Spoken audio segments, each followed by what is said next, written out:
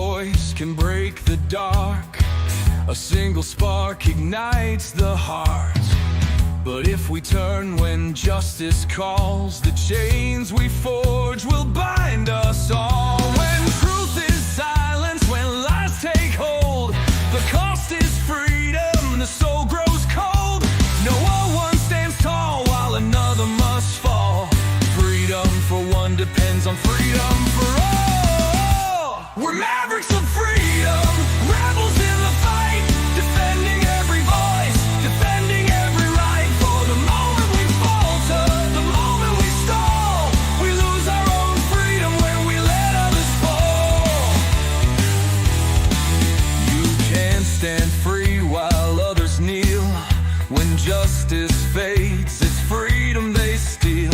An innocent condemned, a crime unspoken, and with it the bond of liberty is broken. No tyrant rules without our consent. Oppression thrives where silence is spent. Stand for the weak, the silence is small, or freedom will crumble for us all. We're mavericks of freedom, guardians of the light, fighting for the truth, for what is just and right.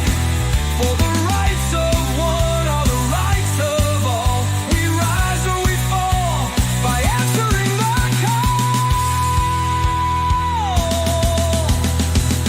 Even those we may oppose deserve the rights we all uphold. For if we deny them what is fair, we build our own prison in despair. The fight's not easy, it never will be, but justice for one is the key to be free. We stand as mavericks, together we strive, defending the rights that keep freedom alive. We're mavericks of freedom, rebels in the fight, upholding every truth, protecting every right. When one is oppressed, we're all in the thrall. Freedom for one depends on freedom for all. So take a stand, let your courage rise. Defend the truth, don't compromise. For the soul of the world, the writing's on the wall. Freedom for one depends on freedom for all.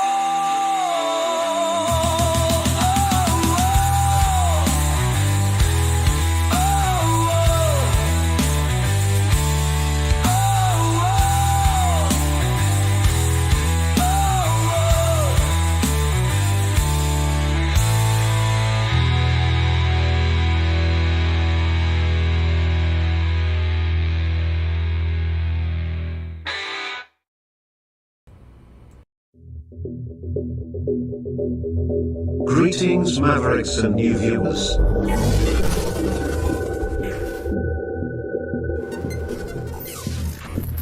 Tonight, direct and live from the Maverick News Network World Studios. This is Maverick News with Rick Walker.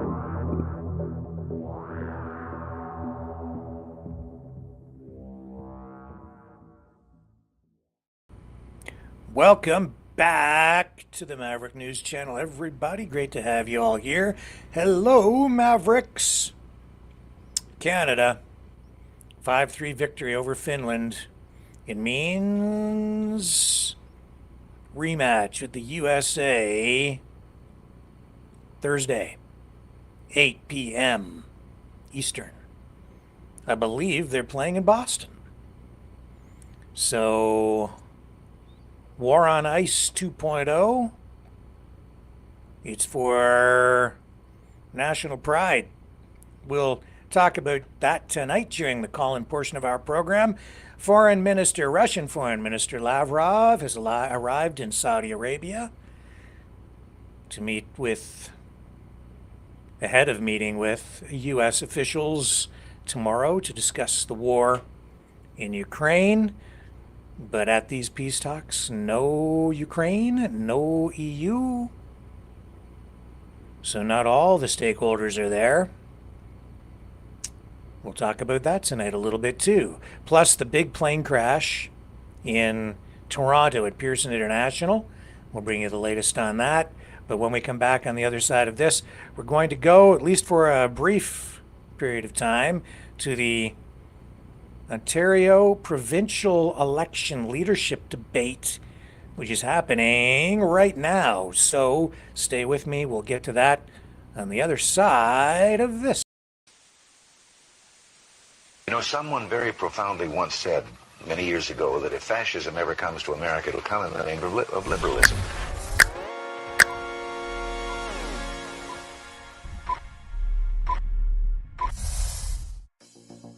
Well, I think it's time we ask ourselves if we still know the freedoms that were intended for us by the Founding Fathers.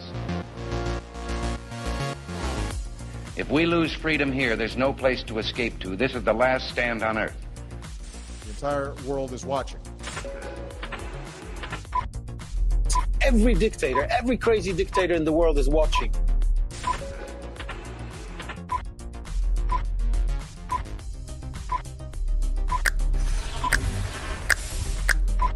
The world is watching. On TV. The entire world is watching. On social media. But the entire world is watching, and yes, they are seeing what we have apparently bravely been willing to say that others are thinking. Stand for freedom. Literally stand for freedom. Let's get this done. The entire world is watching. We're at war with the most dangerous enemy that has ever faced mankind in his long climb from the swamp to the stars. Maverick News. Maverick News. Maverick News. Let me have more control of my own destiny. The world is watching.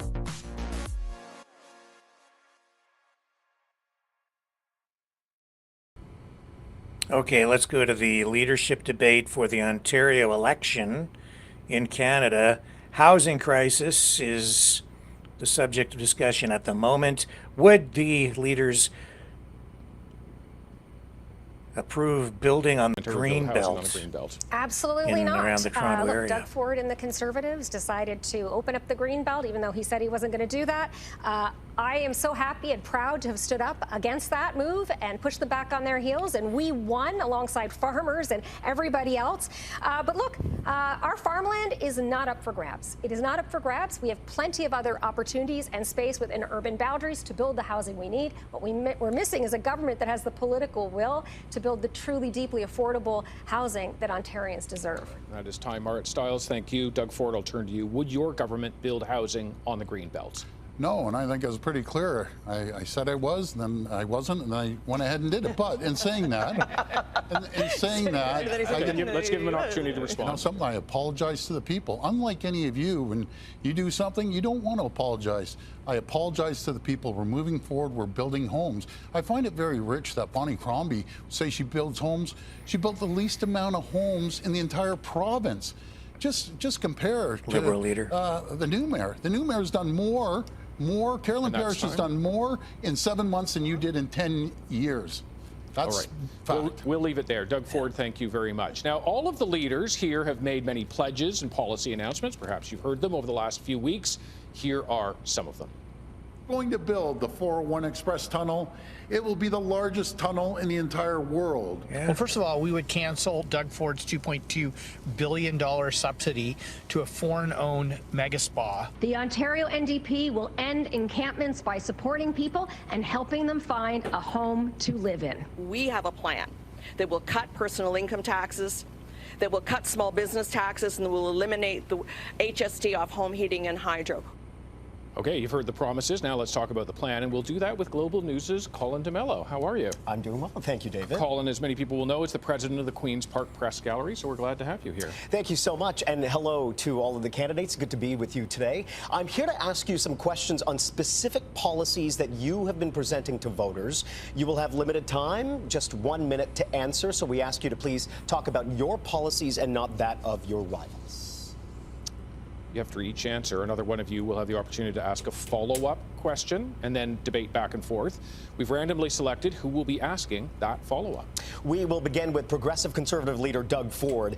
You have promised to build a tunnel under Highway 401, but you have not done a feasibility study or said what it will cost. Why should taxpayers give you a blank check? Well, we know all 400 series highways are going to be maxed out in 10 years. You know, as the folks on the stage here, they don't believe in building highways. They said they're against the 413, they're against the Bradford bypass, they're against the tunnel. You know, they're against everything to build. So I guess my question to all three of them is, where's the traffic going to go? You know, Mike, you say, let's put it on the 407. What are you going to do in 10 years when it's maxed out? You say, put the trucks on there. Talk to the Trucking Association. They don't want it. We're going to invest in transportation. And the only way we can invest in transportation is by having a strong economy. And all three of you have failed the economy. You don't believe in creating new jobs, because to create new jobs, you have to have tax incentives. You have to put money back into the businesses' pockets to invest in their people, into their technology, into infrastructure, and put money back into people's pockets. That's the difference, fundamental difference between myself creating jobs and them chasing 300,000 jobs out of our traffic in Toronto is just terrible. Colin and I get to pass it's off the worst, who man. gets to ask a question. Worse than Bonnie LA. Crombie, you now have the power to ask a follow-up question of Doug Ford. Thank you, Doug. Doug, I have one question for you, and one question only. After 7 years of lies, why should anyone trust a word you say? Well, first of all, action speaks louder than words, and people have seen us spend over $200 billion on infrastructure. No matter if it's $50 billion worth of hospitals, or $28 billion in building roads and highways, or $70 Doug, you put us billion in into building an extra transit. $100 billion See, the of debt. How does any one government spend $100 billion and pay 2.5 million people still don't have a family That's the doctor? difference between us. Doug, a fantasy tunnel. How dumb is that, Doug? 40-year project. Infrastructure. Okay, let's give them a chance. Talk over each other. In building infrastructure. Under the Liberals and NDP, there was nothing built. There was no subways. We're building the largest That subway wasn't scripted or extension anything. in all of North America. We're building highways and roads and bridges because we know one thing.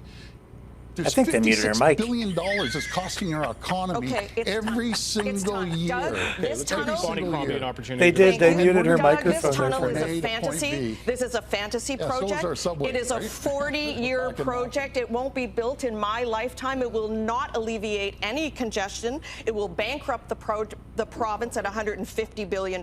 There are alternatives. Why don't you invest Flying in the cars. alternatives? Why don't you invest more in public transit? Flying cars. There's an alternative. I want flying highway cars. parallel. The 427 Could do could it. be leveraged. Truck-only lanes on the 407. Doug, this is a fantasy that would bankrupt our province. No one believes you. You make other promises, and you don't get it done, Okay. Doug. Flying I'll turn cars. back to Colin now. Thank you very much. Our next question is to Green Party leader Mike Schreiner. So you have promised to scrap the current plans to redevelop Ontario Overpasses. Place. What would you propose to Go do up, with don't that go land down. instead? Be cheaper. Well, first of all, I think it is a huge mistake and an insult to the people of Ontario that the government is subsidizing a foreign-owned spa at the tune of $2.2 billion, privatizing public space. Ontario Place is for the people of Ontario.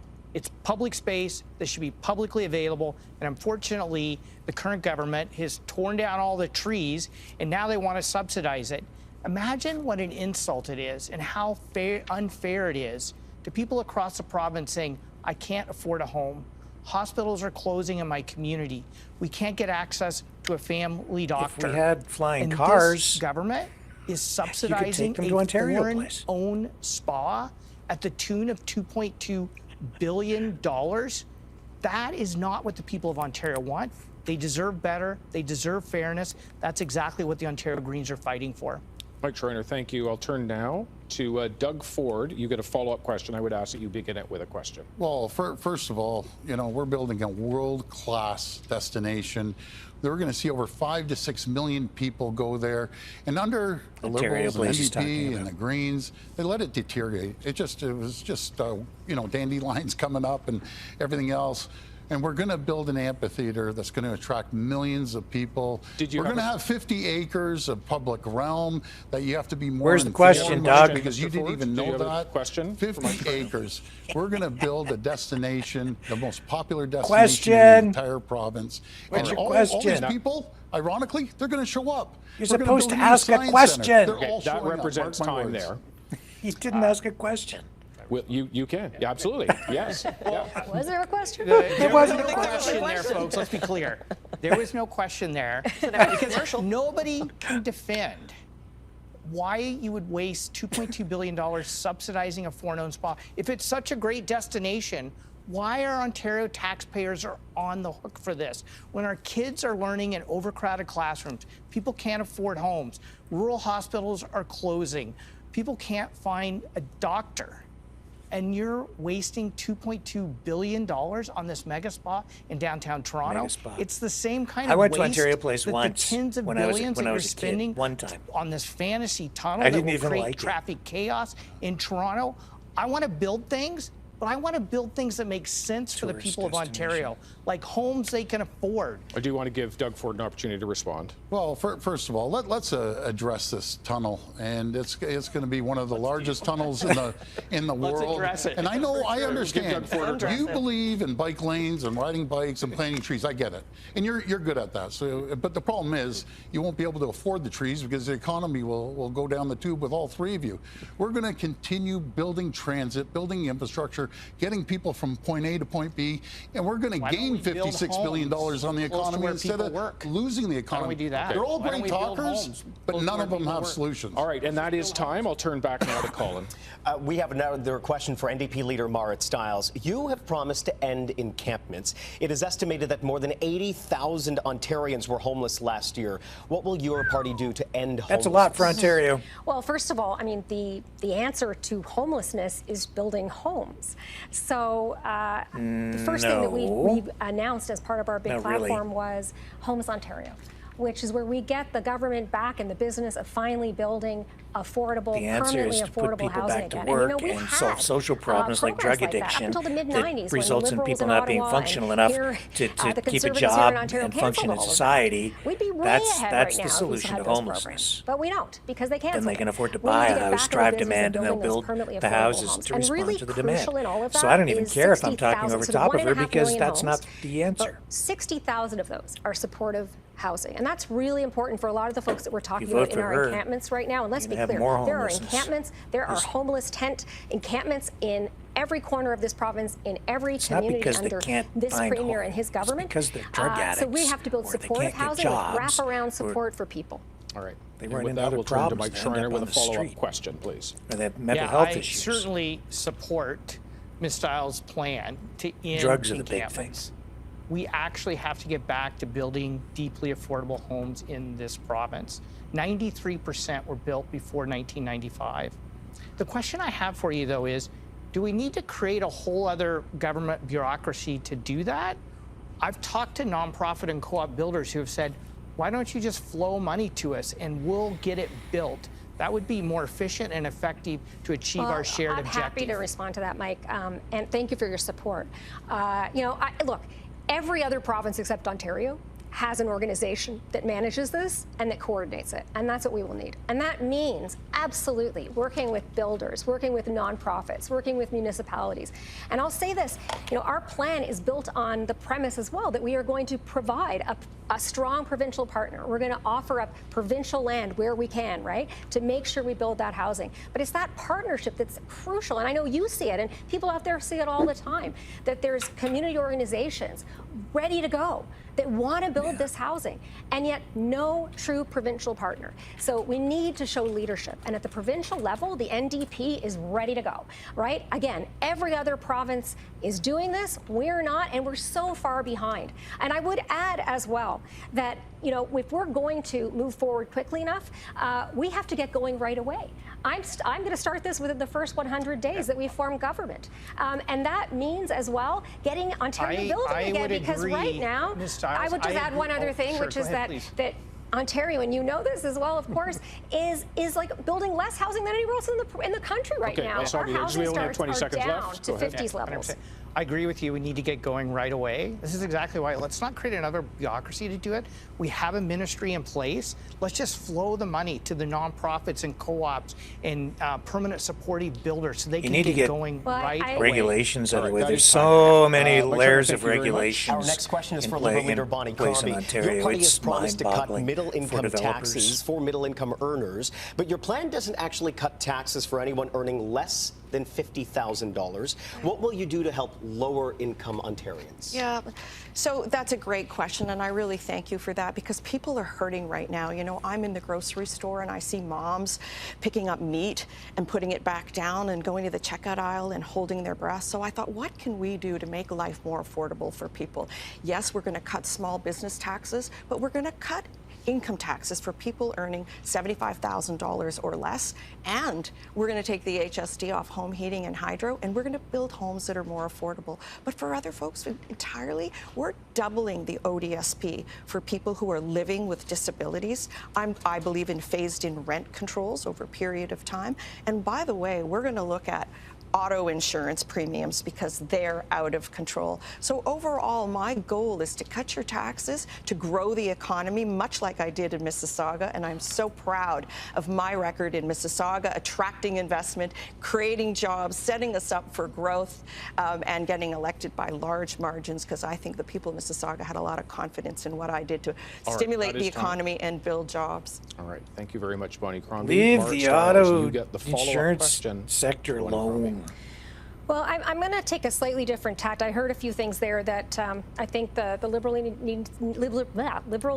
needs to read some of her own policy on this. But, you know, I wanted to go after another thing, because what I'm finding increasingly as I go around the province is that people are paying out of pocket for health care, for actually things that we, you know, as Canadians believe should be absolutely free. You should be able to access health care when and where you need it, not out of pocket.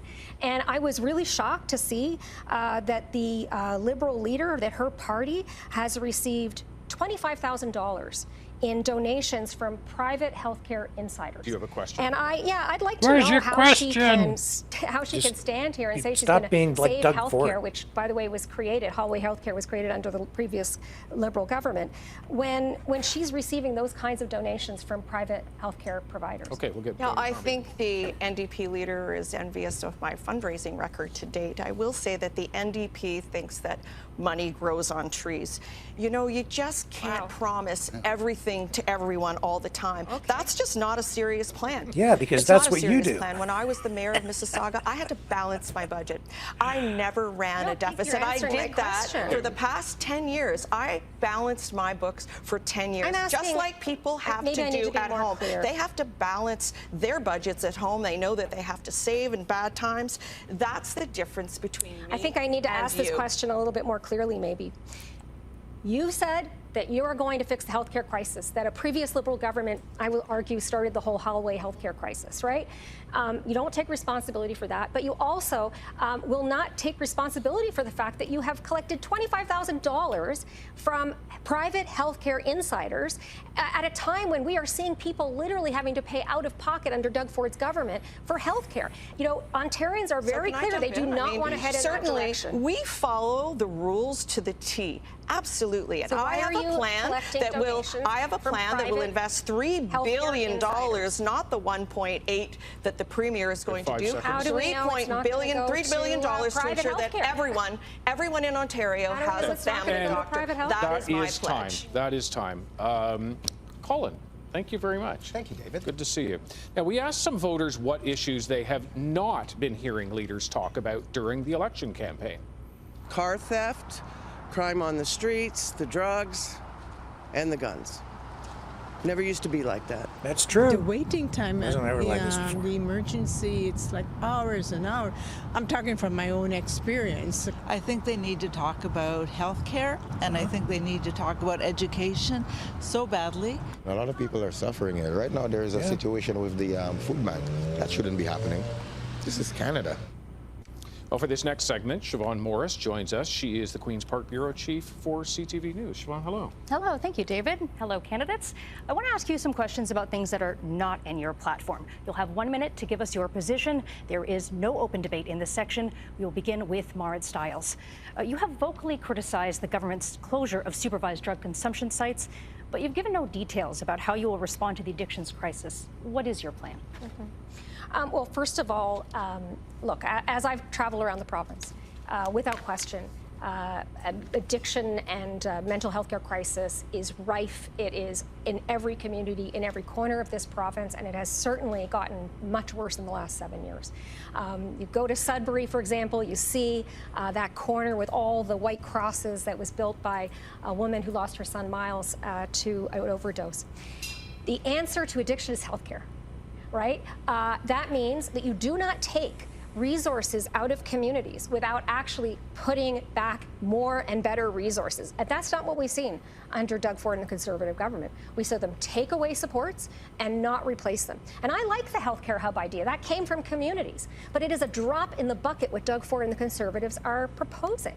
It will not address the addiction crisis. When somebody needs help, they need it right away, not 2 months later, not a year later. They need it immediately.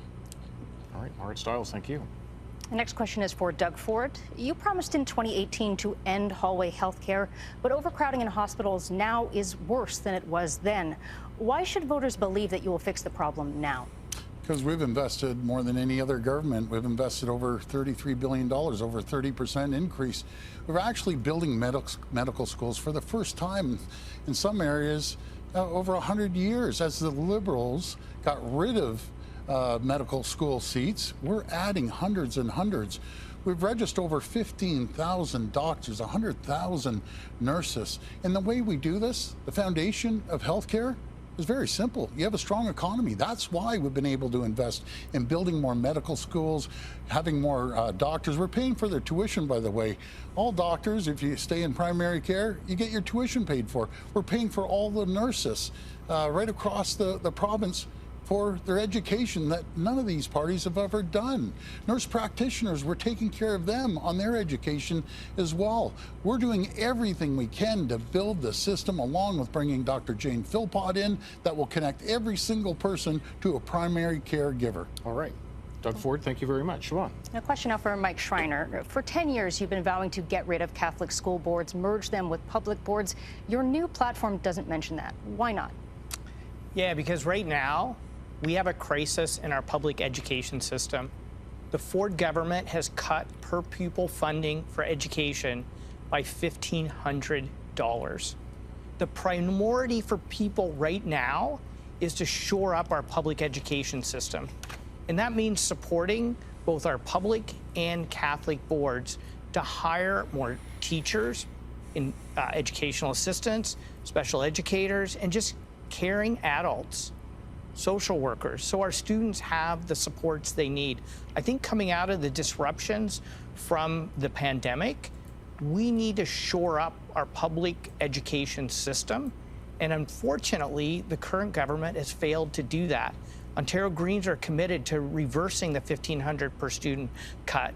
We will invest in clearing the repair backlog, and we will ensure that we can lower class sizes because we would hire caring adults in our schools. All right, Mike Schreiner, thank you. Siobhan. And we turn now to Bonnie Crombie. You have opposed building new highways in the GTA, but you haven't talked really about how you would address the issue of traffic congestion. What is your plan to tackle gridlock? So certainly there are a lot of alternatives, and I will say this government has not acted on any of them. We need to invest more in our public transit systems. Look at the GO train lines. London, town of London, has been promised a GO train line. It wasn't delivered. All-day two-way GO train service on the Milton line. It was promised again. It was never delivered. We're talking about $150 billion fantasy tunnels. Rather than utilizing existing resources like leveraging the 427 or truck-only lanes on the 407, there's a lot more public infrastructure that can be built, public transit that we need to invest in. Right across the province, look at the highways in the north, twinning the 2+1 lanes in 11 and 17, adding the extra 68 kilometers on Highway 69 in the north, because those roads are so treacherous and we rely on them. But here in the GTA, invest more in public transit to move people around. Here is where the needs are. People need to get to their jobs, and they need to get to their appointments and to their school. That's the Bonnie fantasy. Crombie, thank you very much. And Siobhan, thank you very much. Every time. This is what led to the problems we have right now, man. This is what happened. Okay, let's take a little break. We're going to go to the phones too, and we might come back to this debate a little bit at some point, but I think we've seen enough for the moment. there's all kinds of other news going on. Let's talk about that hockey game and the big rematch coming up, which is the real story for Thursday. It's all about national pride. Thursday night, 8 p.m. Who will prevail? Canada or USA? Maybe we'll settle this 51st state dispute once and for all on Thursday night.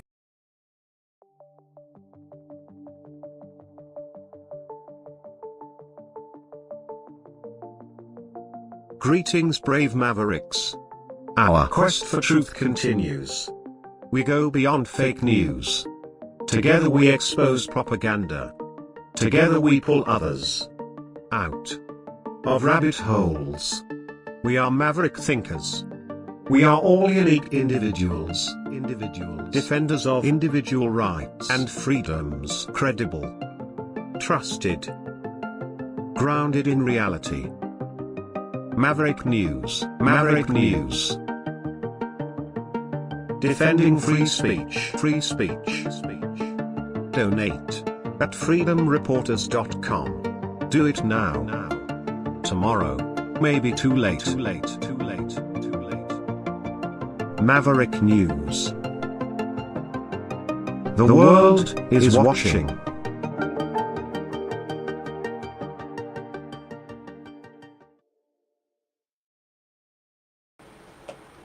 Okay, ladies and gentlemen, here's the number to call. Call early, call often. We can go through the day's top news stories while we chat on the phone. If you call this number. Okay, Mavericks, it's call-in time. Join the conversation. Call 1-647-734-4220. Then enter the PIN number 860-075-764, followed by the pound sign.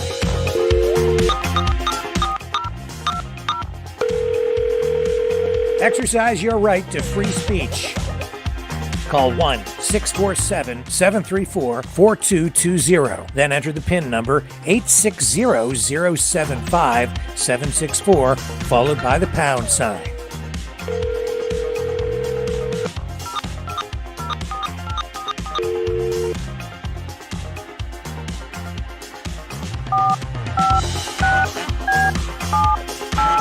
Call 1-647-734-4220. Then enter the PIN number 860-075-764, followed by the pound sign.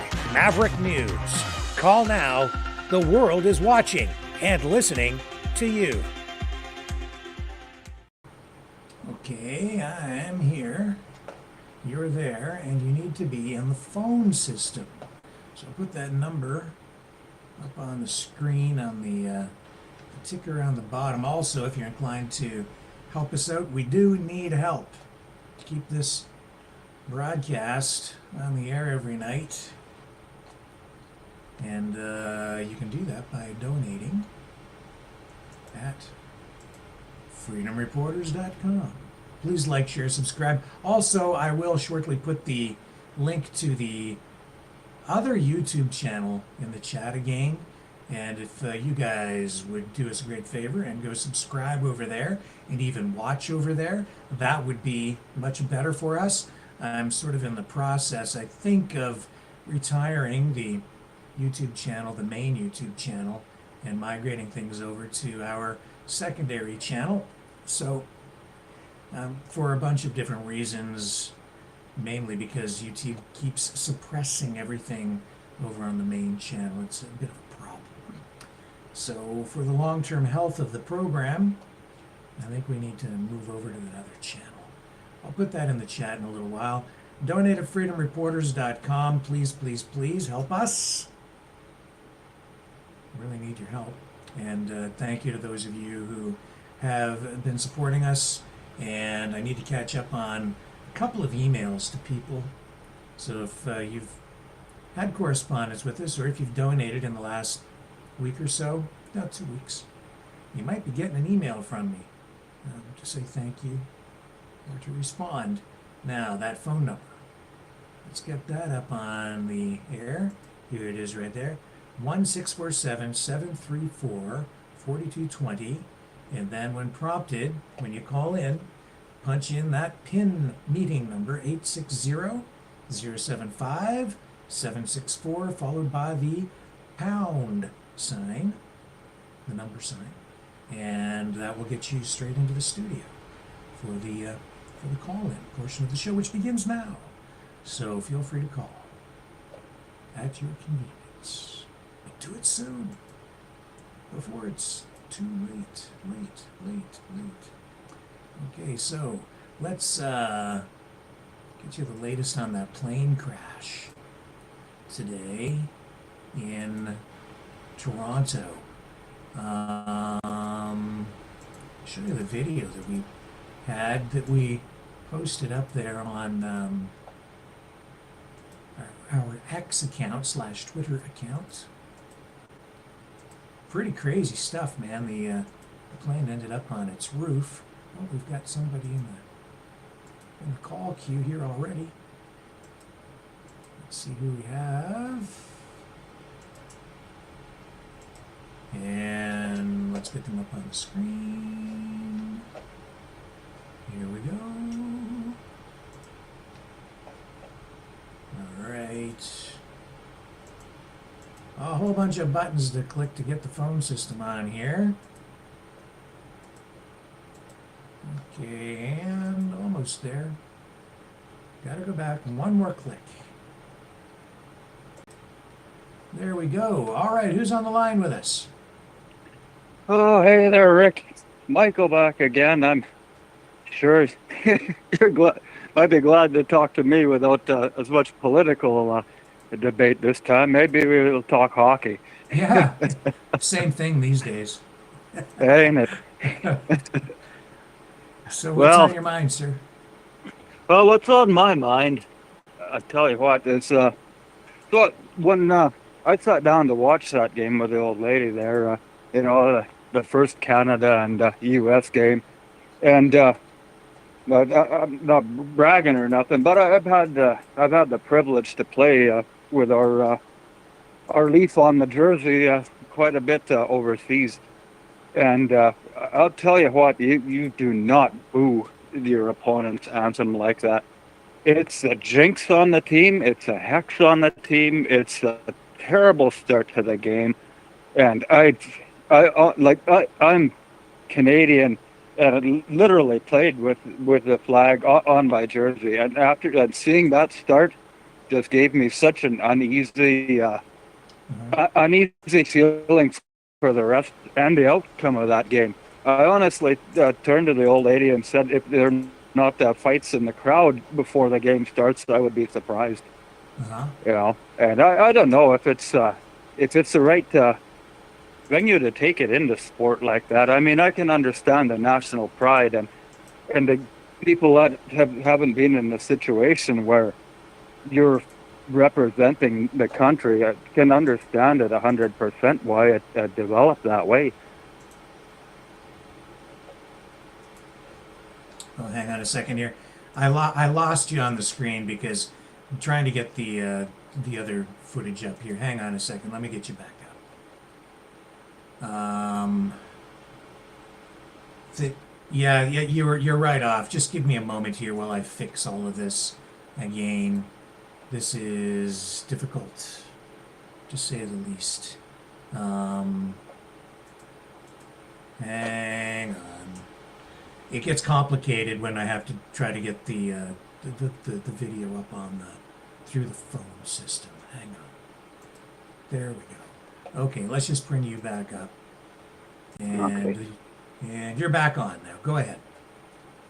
Okay. Yeah. So, like I was saying, it's just, I don't think it's fair to the players and to the sport to interject the politics onto it.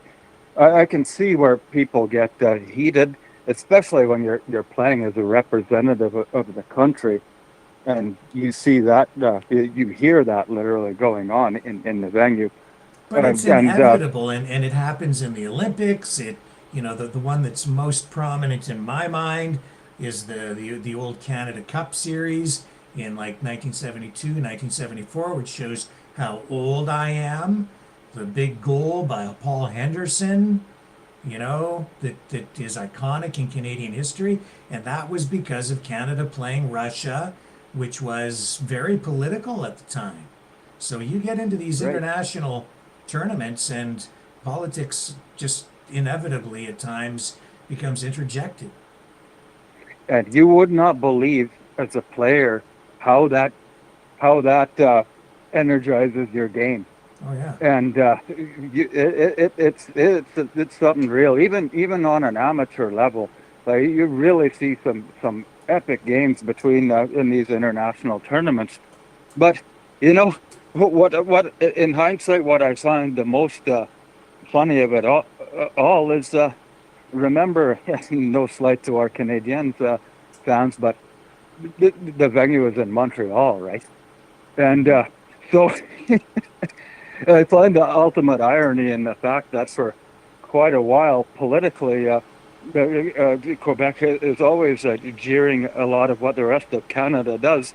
But at this point in time, they were the most on board with the current political trends in Canada, almost more than the rest of the country, with that type of a response. Mm-hmm. I find that quite ironic, really. Yeah, I think we have another caller joining us here. Is that my friend John? It's Rimby John, Team Canada, Rickster. How are you? I'm just fine. Did you get to see this? We didn't even talk. We're still talking about that Canada versus U.S. game from the other day. We didn't even talk about today's game between Canada and Finland. We haven't even talked about the plane crash in any detail yet, but we had some people taken to hospital, multiple injuries there. No report as the last word for me anyway that anyone was killed in that crash, which is a miracle really when you see the footage we're about to show you. But John, go ahead. What are your thoughts here tonight with regard to everything we've already talked about? What's on your mind?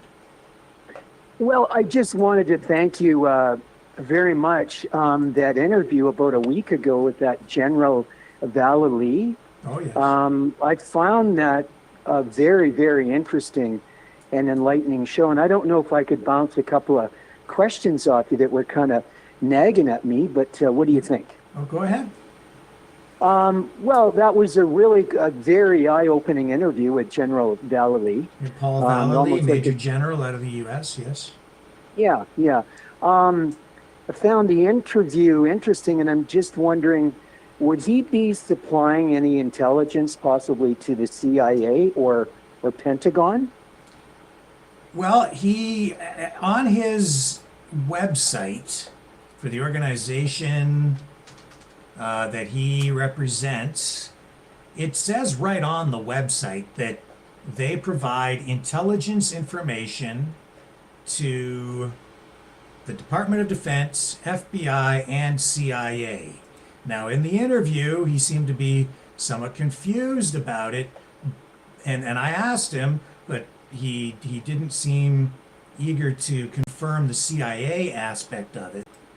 Here, I'm going to show the viewers the website just briefly, take you guys off the feed, but what is it? It's right on his website here somewhere. Mission and goals. Yeah, right down here. I'll read it to you if I can find it. There it is, right there. It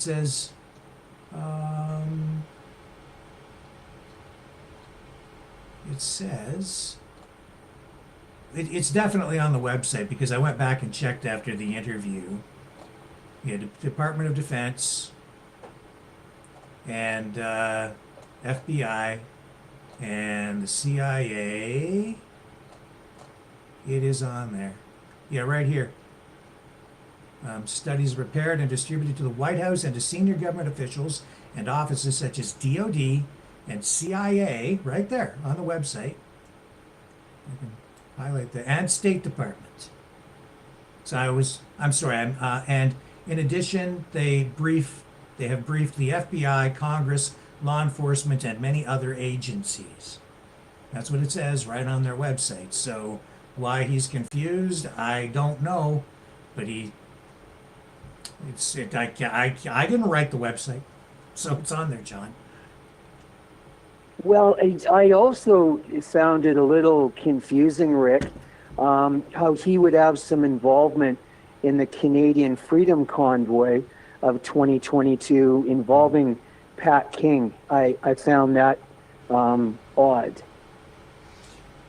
It does raise some questions, doesn't it, about the ethics of, you know, a retired, semi-retired, or freelancing major general from the U.S. who still is involved with an organization that provides intelligence to the U.S. and we know that he has acknowledged providing, that he was in direct contact with some of the key organizers of the Freedom Convoy while it was happening back in 2022. Even providing direction, I guess, whether that the degree to which that information or that advice that was coming from him was followed up on, I'm not exactly sure. In fact, you know, still from his interview, I have something queued up here. Not queued up, but it's in the video files, because he's been on many live streams. Here, I'll run one for you. He was on another program with one of the key organizers, this Norm Traversy. Now, I wouldn't say he was. There were several different groups in the Freedom Convoy. This group was involved in a fairly major way, and now we're learning that General Vallely, yeah, he was in direct phone communication constantly on a regular basis with this Norm Traversy, and then the information apparently was going back to Donald Trump. Here, I'll play you the clip. I and some other people in Ottawa were the reception committee. I live in Ottawa. I've got a friend who owns. That's by the way, that's Norm Traversy talking. General Vallely is the person in the top left-hand corner. I and some other people in Ottawa were the reception committee. I live in Ottawa.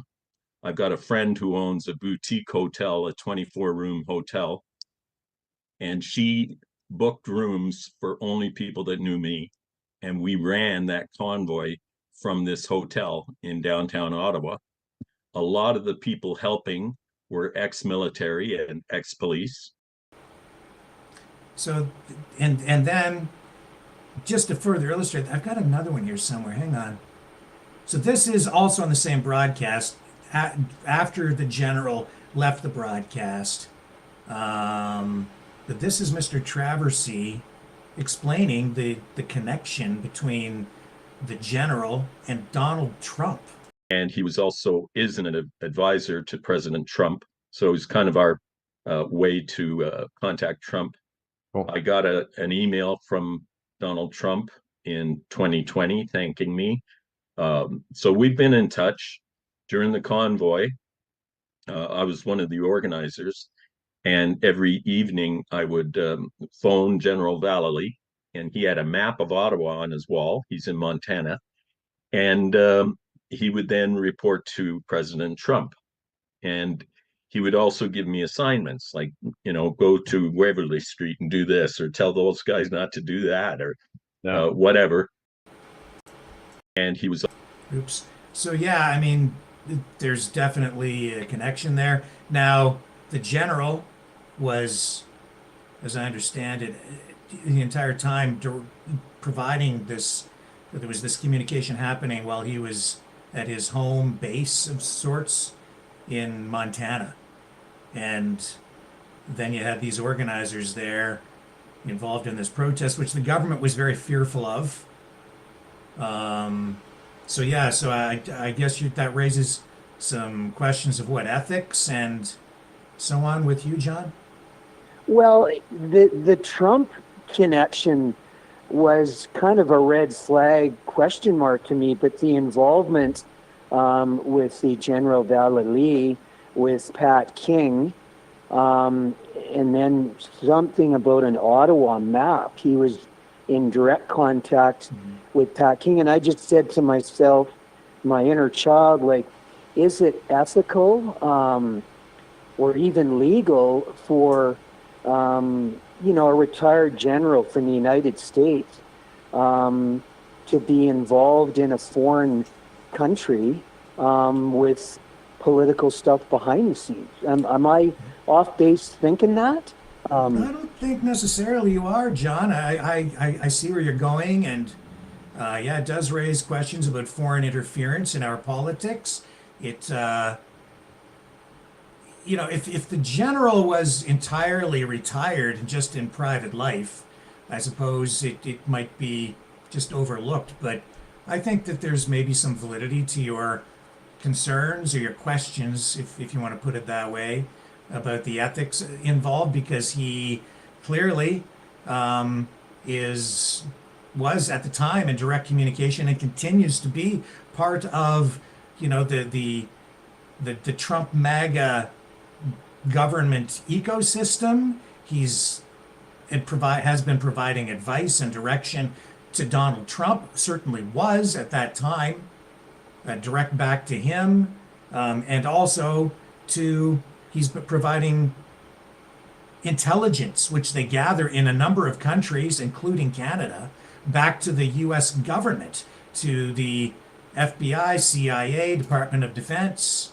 So I don't know. You can certainly look at it and say, hey, wait a minute, you have basically a contractor or some sort of intelligence advisor, a military general from the U.S. side involved in Canadian politics. And then, he's also, this is, I guess you're kind of right in raising questions, because he's also advocating for the U.S. absorbing Canada as a state, which is top of mind for people right now. So I think it is maybe an issue. Yeah, well, I mean, I'm in Alberta, but I'm definitely Team Canada. My family's been here 107 years in Canada. He's I would I don't know if I'm out of line. I'd love to see you have him on the show again in the future. I found him very intriguing, enlightening. He certainly isn't. He's around 85 years old. Well, he's not sitting on the veranda on the golf course in Palm Springs, is he? Seems to be a very active gentleman. Certainly is, I think, involved in things politically. He's writing all the time on his Substack. He's, before we did that first interview, of course, I did do some research into Mr. Vallely, the Major General, and yeah, it seems he's pretty active still within the freedom movement, even in Canada, in direct communication with these guys, because those clips I just ran, that's from a very recent live stream, and I know that he's very involved in the freedom movement, the sovereign citizens movement, I think, in the U.S. as well, and politics, and then through his what's his name of his website again? Stand Up America U.S. Foundation. That's all steeped in politics. And yeah, man, you start tracing this stuff back, and it all goes into the Western separatist movement, I think even the Quebec separatist movement, and then see the reason we really, also, I guess you're probably concerned because of that secret recording that was made of the people trying to reconstitute a convoy last month. Well, it was that, but it took me back to my days, Rick, in Alberta with the freedom movement out of Red Deer in 2022, when I inadvertently had that barbecue in Ponoka County with Marcus Ray. And he was involved in, we had him on the show a number of times. He was involved in that sovereign citizen, I think, movement out of the United States, and actually bragged at the Ponoka barbecue about the massive connections. Yeah, well, I mean, I don't really want to go down that road here with you the media tonight, destroyed that one. Because I don't know if General Vallely has any connection to Mr. Marcus Ray. I don't know. I do know that he's connected certainly to these folks. Well, Rick, I would love for you to have him back on the show. He was very, very enlightening, very engaging, and maybe even open up the phone line soon. I'd love to see you have him back on the show. I think very interesting. If you've got questions, maybe he'll answer them. I can reach out to him. He was very friendly, and he has been messaging me a little bit since then. I think he would possibly be open to coming back for an encore performance. And I told him I'd like to have him on and use him as a resource from time to time as a guest on the program to talk about geopolitics and because he's been involved in in military operations around the world with the U.S. government over the years, from Vietnam to Syria to, well, you name it. I think he's been pretty much there on the front lines. Graduate of West Point, Major General. He's got a long history, and a long history, I think, too, with MAGA and Donald Trump, and now with even the Canadian Freedom Movement and Freedom Convoy. Although I think he was always, obviously, he was in the background doing whatever he was doing. And it does, honestly, I mean, it raises some ethical questions for me as well, especially when I hear his name mentioned in that secret recording, which we brought up here the other night. And I played it. I played a portion of that for him on the program. I haven't played the entire recording, which maybe we still will in a night ahead. I don't know. I don't know if it serves the public interest or not. We may do that. I don't know if people are that interested in it. I think it is significant. And but the bottom line is, I asked him, if he would encourage people to remain peaceful, because at least one of the people in that recording clearly did not want to be peaceful. So that's a concern, and we're always telling people to remain peaceful. Don't do anything stupid. Yeah, absolutely. No, a very, very interesting, very enlightening gentleman. Mr. That's kind of an unusual name, Vala Lee. But what a fantastic interview, Rick. Yeah, well, we can maybe get him back on and get some clarification from him. If you want to look in the chat here, are other people interested in this? Well, do you guys want to get General Vala Lee? Well, I'm interested, but I don't want to talk over. I want to talk over his points. They're very good. Then you're having a good discussion, right? Yeah, go ahead. What do you think? To be honest with you, I don't want to talk out my backside on a topic I don't know very much about, so I'm letting you all discuss it. But I will tell you one thing that a fellow Albertan on the other side of the line knows all about, and that's how they deal with our environmental situations here in Alberta. And it might tie into something, not to derail you, but with this aircraft accident. And we all know that when it comes to snow removal, they love to push stuff until the last minute, because why clean it in the middle of the fall when you can clean it after it's all fallen and spend double? So between that and I hate to say it, but the trends of seeing a diversity higher but behind a lot of these incidents are very high. But I'd like to lean more on the side that they're just trying to pinch pennies and cut costs on stuff like snow removal. But I'm not going to get into your debate here. This is, like I said, I don't know. I don't know my head from a hole in the ground from what y'all are talking about with this interview, so I'm not talking into it.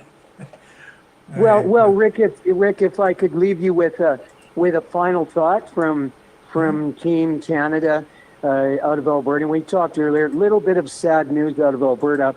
Pastor Arthur Pawlowski's mom died suddenly last week. Her name was Grace Pawlowski, and I'd like on behalf of you, Rick, and the Maverick family worldwide to extend our sincere condolences to Pastor Arthur, his wife, his family, and his brother. And The lady, Grace Pulaski, she was only 70 years old, Rick, and suffered a stroke last week, unexpected. So I'm thinking about him. He's a new friend, and maybe in the coming days we can maybe have him back on the show, because he did go to the Trump inauguration, I understand, and I think he'd have an interesting viewpoint, Rick. So I leave you with that final comment, my friend. Okay, well, thank you, John. I appreciate you calling in as always, and we'll see where all that goes. And please pray for Arthur's mother. Yeah, pray for him and his family, and So anyways, thank you again for taking my call, and we'll catch you guys on the flip side. We'll get some more callers in. Okay, and let's just update this plane crash story out of Toronto Pearson. First thing I'll do is run this video that we got a hold of, and it's available on our Twitter page, X, Maverick News X. We're in Toronto. We just landed. Our plane crashed. It's upside down. Fire department's on site. Upside down. Everybody, most people appear to be okay. We're all getting off. Some smoke going on. So there was all that, and so we know that at least 17 people were injured in this Delta Airlines plane crash. Happened around 2 p.m. this afternoon. It was Endeavour Flight 4819 arriving from Minneapolis, St. Paul in Toronto. There's an audio recording out there someplace of air traffic control saying the aircraft is upside down and burning. And all arrivals and departures at Pearson have been shut down for hours now, and that's just terrible. They just resumed about an hour ago with flights in and out of the airport, and we're kind of trying to keep tabs on it here. So it was carrying 80 people, 76 passengers, 4 crew, 22 were Canadians on board, and as I say, about 17 people taken or injured, and a few of those injuries critical, and at least one child taken to hospital as well. At least one, might have been more. Well, my immediate thought on that is, looking at the footage, it looks almost like an emergency response effort, not something that, if you heard about that from the flight control tower in the air, you would have crews on ground waiting, and not just half a dozen people. That footage, you look at it, you see people, they're coming up to it not knowing what to expect, not knowing what's going on. How much time do you have to land that thing? How much time was there between it was on the ground and between they heard where they had problems in the air, right? You see, if that were a Hollywood movie, you'd see 3-4 fire trucks out there, everybody blazing out to the runway. Yet here we have, half a dozen people in snowsuits trying to figure out what's happening, right? It really screamed either lack of resources, cost cutting, or incompetency. I don't know. I don't know. I would not be jumping to any conclusions, or I'm not going to engage in any degree of speculation like that. When I'm looking at this footage, when I see this plane on upside down and the condition that it's in, it suggests to me that something happened maybe upon touchdown, because to not have people killed immediately, it suggests to me that this happening upon landing, something caused it to flip over, really bad weather, crosswinds, I don't know. So I wouldn't want to start pointing fingers and blaming anybody at this point. But what I did hear was that they already saw it upside down, and what that one person said, it's on fire upside down in the air and in contact with the air traffic control. So, how long can it take for a response? This is where place where they have emergency response on staff, on payroll to deal with this. Well, I mean, What's look, going on? if that thing had flipped upside down and then landed on its roof, I don't think you would. It looks. I don't know. I mean, I don't know how this went down. We need more information. But in my mind, if the thing is inverted and then comes down on its roof on the pavement of the runway, that would have been a disaster. It's gonna collapse and crush everybody. It's not strong enough. It had to have come down and then flipped, in my view. But I don't know. I mean, I don't see any video of the actual crash. So that's right. I agree with you 100%. If that thing would have, so people say the wind is terrible, the sheer wind coming down on that, right? But so then it would have slipped, like you see on its roof, without the casualties of landing that way. But then that completely contradicts what they're trying to tell you is the contact from the air traffic control tower, where they've seen it already struggling that far out. So I don't know. But I don't know. From the audio, I don't know at what point air traffic. I don't know when it flipped over. If it flipped over when it was already on the ground, if it was flipped over in midair. I doubt that it flipped upside down midair and then came down on its roof. Highly unlikely, because I don't think the fuselage would be able to withstand the impact and have people walk away that way. I can only, but I'm going to wait for more information because I don't want to be wrong. And who's joining us on the line now? It's Isabel. Hello, Isabel. Do you have any insight for us or just some thoughts? I was watching that when it hit the news about the plane. Yeah. They were saying that the plane came in too slow.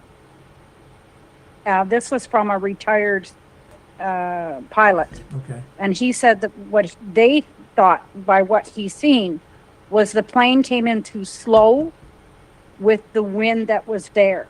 And then the updraft is what slipped the plane. Hmm. So it was down. They said he would have had time maybe to. So it was about to touch down or something. It was very close to touching down, and then the updraft caused it to kind of do this as it landed. That's what he was saying. Yeah.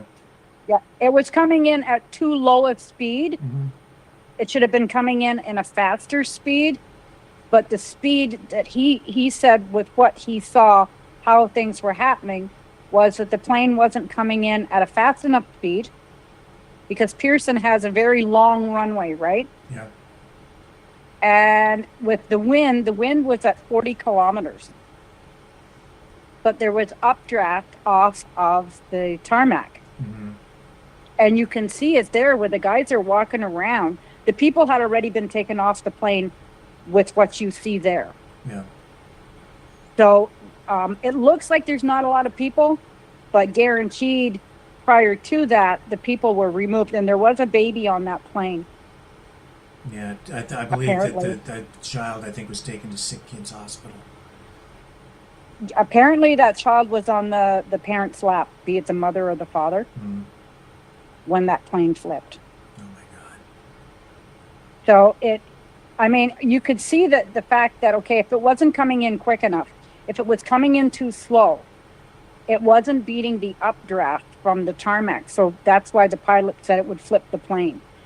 Yeah. He said at that time, knowing those conditions, he would have done another turnaround and come in a little quicker as a pilot. Yeah. But he said, then you can't guarantee any of that. So you really can't blame anybody. But what is it, a wing fell off the plane? Yeah, I guess. And I mean, again, I don't have video of it. I can't see what happened.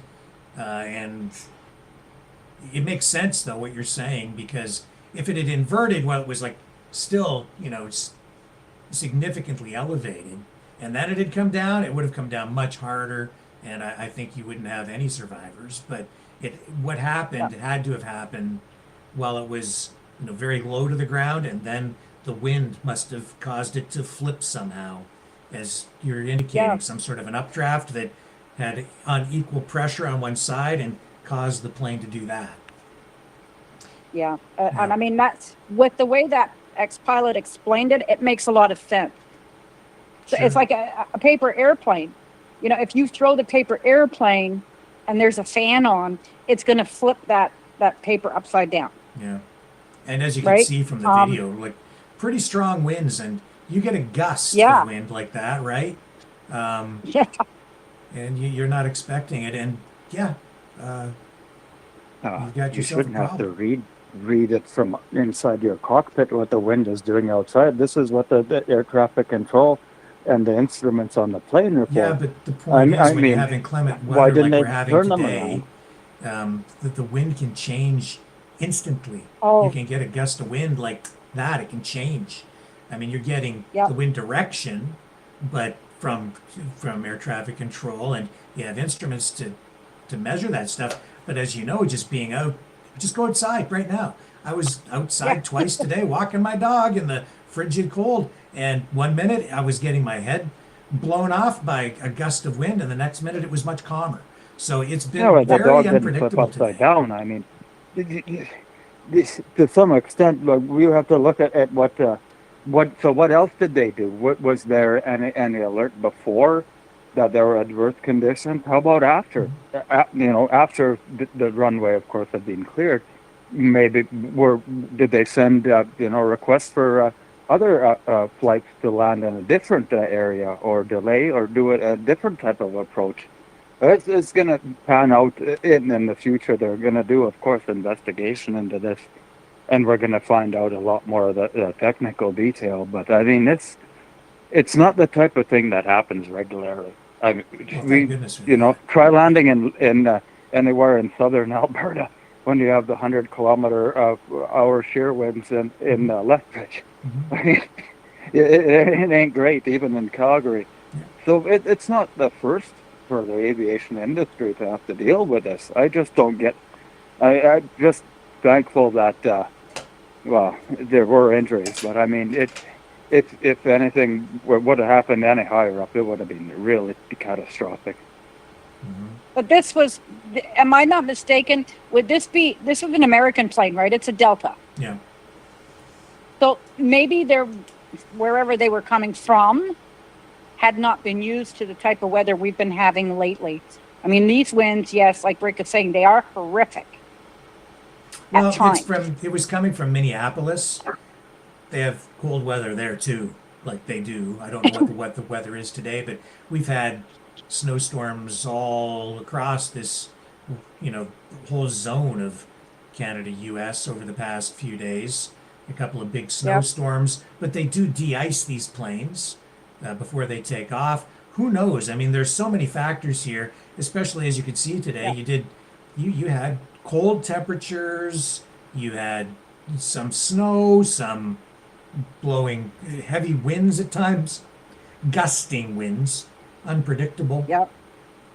That makes it very difficult. And these planes, they're sophisticated. They have lots of instrumentation on board to help these pilots land these planes. They don't just do it on their own. They have instruments and some degree of automation, and something went wrong. But what that thing is, we're not sure. But that's why they have the investigators. And we will find out, like the other caller is saying, it's going to take time. There's going to be video. There's going to be the black box. Everybody's going to find out eventually. Oh, yeah. I'm just hoping that, I mean, they said there was no deaths occurred, so that's one good thing. Mm-hmm. Do I want to get on a plane lately? Not with what I've been hearing. Yeah, these things seem to come in groups, don't they? These kinds of news stories. We had a rush on cargo ships. Then we had a rush on bridges. Then we had a rush on fires. Then floods. Now planes, trains. Yeah. Don't forget the drones. It's not the way that we want to be besting each other with negative stuff from nation to nation, is it? Yeah, you can't forget the drones, man, and the alien attacks. Strange times we live in, that's for sure. What do you think about the whole Canada-USA rematch coming up on Thursday, Isabel? Well, I'm not much of a sports fan. I may not agree with what the fans did, and I get it. But I think, Canada's been pushed to the brink where we've got to the point where we're going to show our strength. Unfortunately, it might have been not the greatest place to show it, but I think we've been pushed enough into this 51st state garbage. We've got to the point where, you know what? We are polite. We're friendly. We say sorry. We say thank you. We say good day. Now we're going to say F you because we're done. That's right.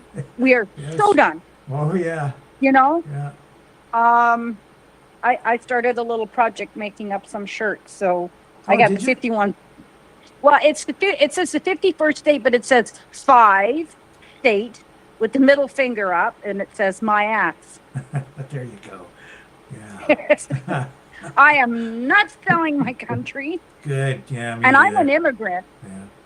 I'm an immigrant. So, and I'm still just I am a permanent resident, and I would love to get my citizenship, but I can't afford it. So I don't know where these guys that are coming into the country are getting it for free, because I'd like to know. Yeah, it doesn't seem fair. Who else just joined us on the line? Pardon? Well, it's your good old friend Dragon. Dragon from Montreal. Oh, Dragon! Our Frenchman. Hi, how are you? Bonjour, monsieur. Bonjour, bonjour. I'm doing great. How are you? Fine. So I had a little something to tell you about that crash. I was actually listening to a broadcaster earlier, and on his research that he was doing, because he's really like Rick, pretty much. He's really into like fact. He's not going to rabbit hole and stuff. And Steve, the guy, was researching on the subject that the gust wind at the moment where the plane crash was about 40 miles an hour, if that makes sense, something along these ways. So yeah, it's pretty good gust. Yeah, and it goes back and forth and up and down, and in 1 second it can change. When the weather's like this. So. But again, I have no idea. I don't know what happened. What the cause was. Yeah, I mean, and that's what I was thinking too. That even though they've got the instruments, you can't gauge really on a split-second updraft. Yeah. But you could probably try. And I'm not blaming anybody. I mean, these things happen, Yeah. Frankly, I'm surprised we don't have more planes crash when you look at some of the weather these guys fly in. These pilots are amazing. Yeah. Yeah, well, question of security and how our Canadian airplane or aircraft security goes, we're pretty high top on that. I mean, we have drastic requirement that we ask to our pilot and whoever works around the airplanes. They need strict training, and they keep themselves pretty alert. So yeah, I mean, I'm just glad that there's no death in that crash, that everybody's kind of fine, and yeah, except the few injuries. Well, injuries for sure. We could not argue that few injuries could happen in that kind of crash, but I'm just so glad that nobody's dead. So I mean, we're lucky on that one. Yes. We kind of missed a big bullet. And you're not kidding about the regulation and the requirements in the Canadian aviation industry, because that if you have one of you buy your son one of the little drones for Christmas, if it's over 260 grams, they actually need a beginner's pilot's license to operate that thing. And it's no joke. You take the same course as you would as you're starting, with a small aircraft. And they have to pass that thing and have that certificate to operate it. And it still doesn't give them a right to fly over people without approval and that type of thing. But yeah, our Canadian regulations are very, very competent and very strict when it comes to this type of thing. So I don't see, I don't know. there's always room for error and whatnot, and the climate throws in a lot of it too. But I mean, for a wind to flip it, like when you look at the damage and the way it landed, that had to happen as it was coming down, with literally just hovering. Otherwise, it would have ripped the top of that thing when it came down, and there would have been so much more problem. But I can't see a wind doing that if you adjust the flaps. I mean, I'm not a pilot, but I wouldn't be surprised. Let's say, okay, and I'm just as my own self. I'm a plane simulator kind of guy. I do like plane simulation. And say that one of your flappers on the side of the plane is blocked by the ice, and you got one gust as you come down at a certain, like the lady, like Isabel said earlier, if you come at a too low speed, and you got some gust coming from underneath, it will flip you down like no tomorrow.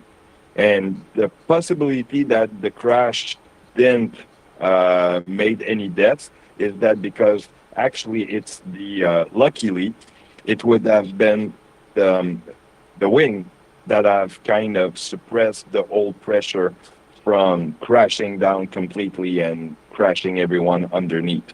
So yeah, and probably that the snow also have done something in effect of cushioning the people underneath. I think you might be right about a lot of that. But specifically when you said that if there was damage to the aircraft prior to them trying to deal with those wind landing, that there would be a problem. And then when you couple that with the fact of those report from the air traffic control that the thing was already struggling before, there might well have been damage that prevented them from doing what they wanted to do when they were landing it. That really does make sense. Yeah. And plus, I mean, it's not that I will not point out that the people that was supposed to look into how like the testing before going out on the air. I mean, these guys were on the air for a long time. So by the time you come from, I believe it was from Minnesota, right? So if he comes from Minnesota to Canada, there's a lot of time for your plane to gather some snow and ice to get somewhere where you don't want it. Here's some footage of passengers exiting the plane. Everything, drop it! Come on! Don't take your step on the right! On the right! Holy fuck. Holy fuck. Holy fuck. Oh my fucking god. Wow.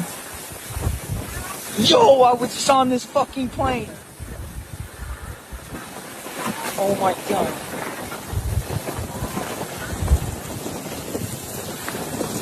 Yo, I was just on this fucking plane. Holy fuck. Everything, drop it!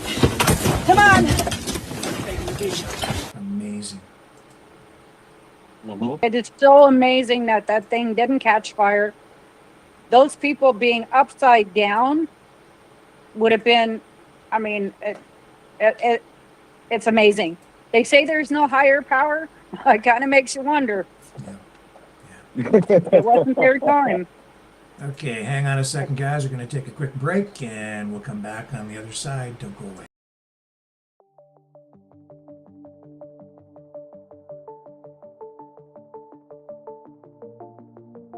Greetings, brave Mavericks. Our quest for truth continues. We go beyond fake news. Together we expose propaganda. Together we pull others out of rabbit holes. We are maverick thinkers. We are all unique individuals. Defenders of individual rights and freedoms. Credible. Trusted. Grounded in reality. Maverick News. Maverick News. Defending free speech. Free speech. Donate at freedomreporters.com. Do it now. Tomorrow may be too late. Maverick News. The world is watching.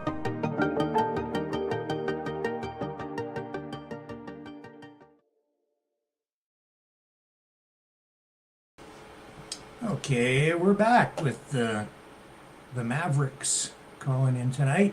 And just a reminder that on the 19th, so 2 days from now, we will have Michael Bator with the People's Party of Canada on candidate.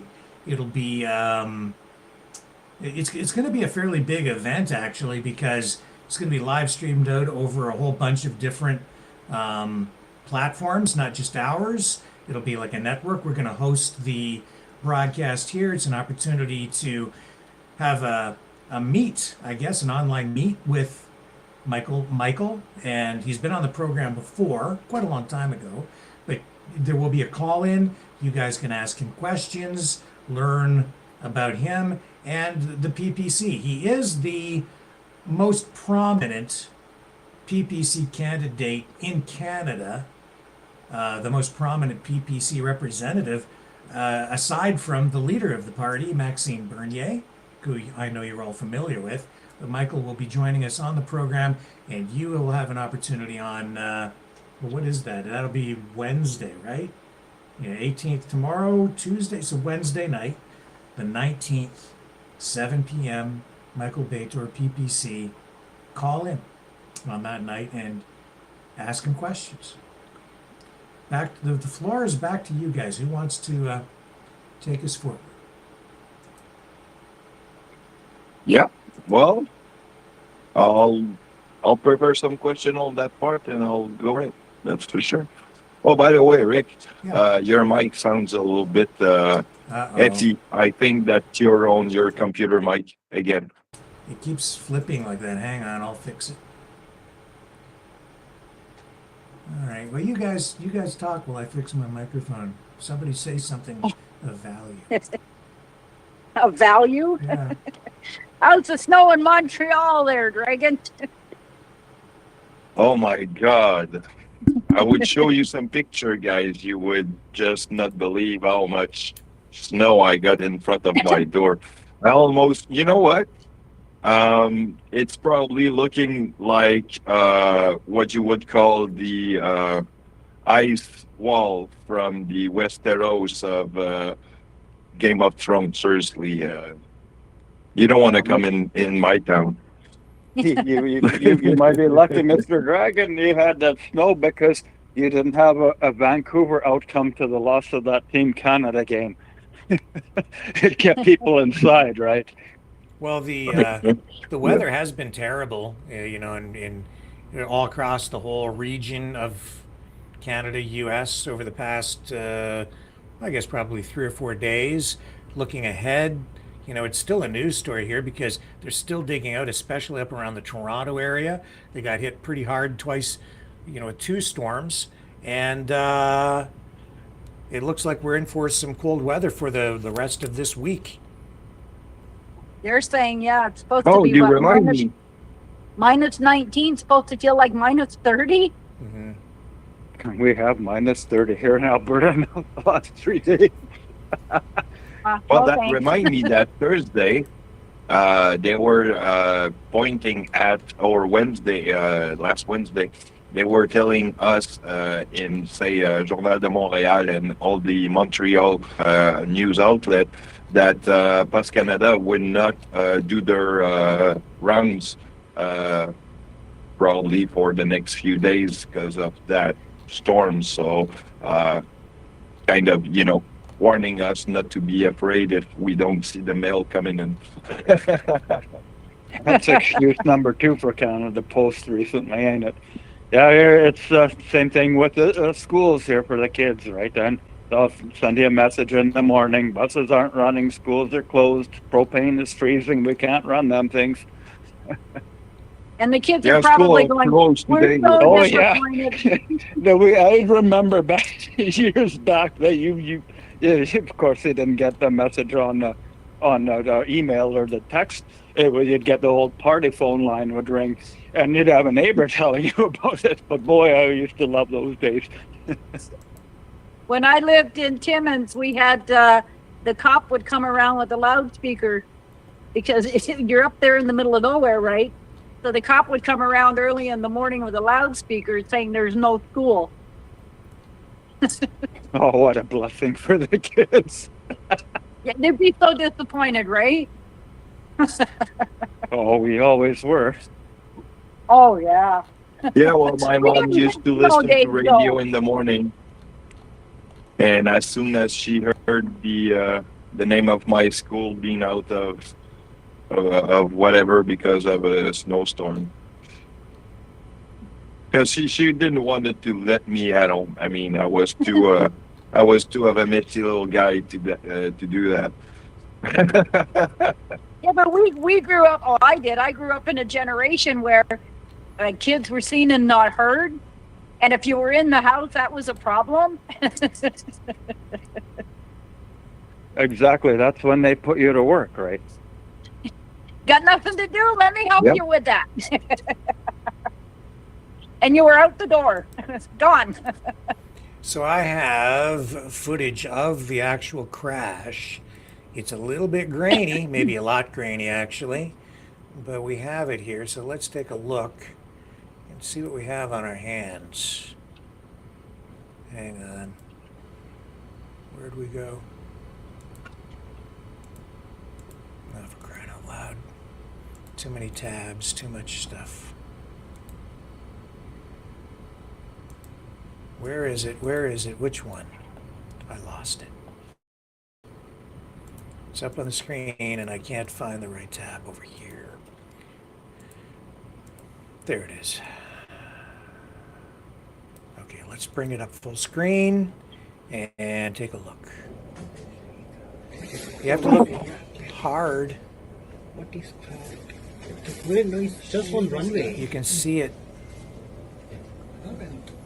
It's so bad. Like, the quality is so terrible.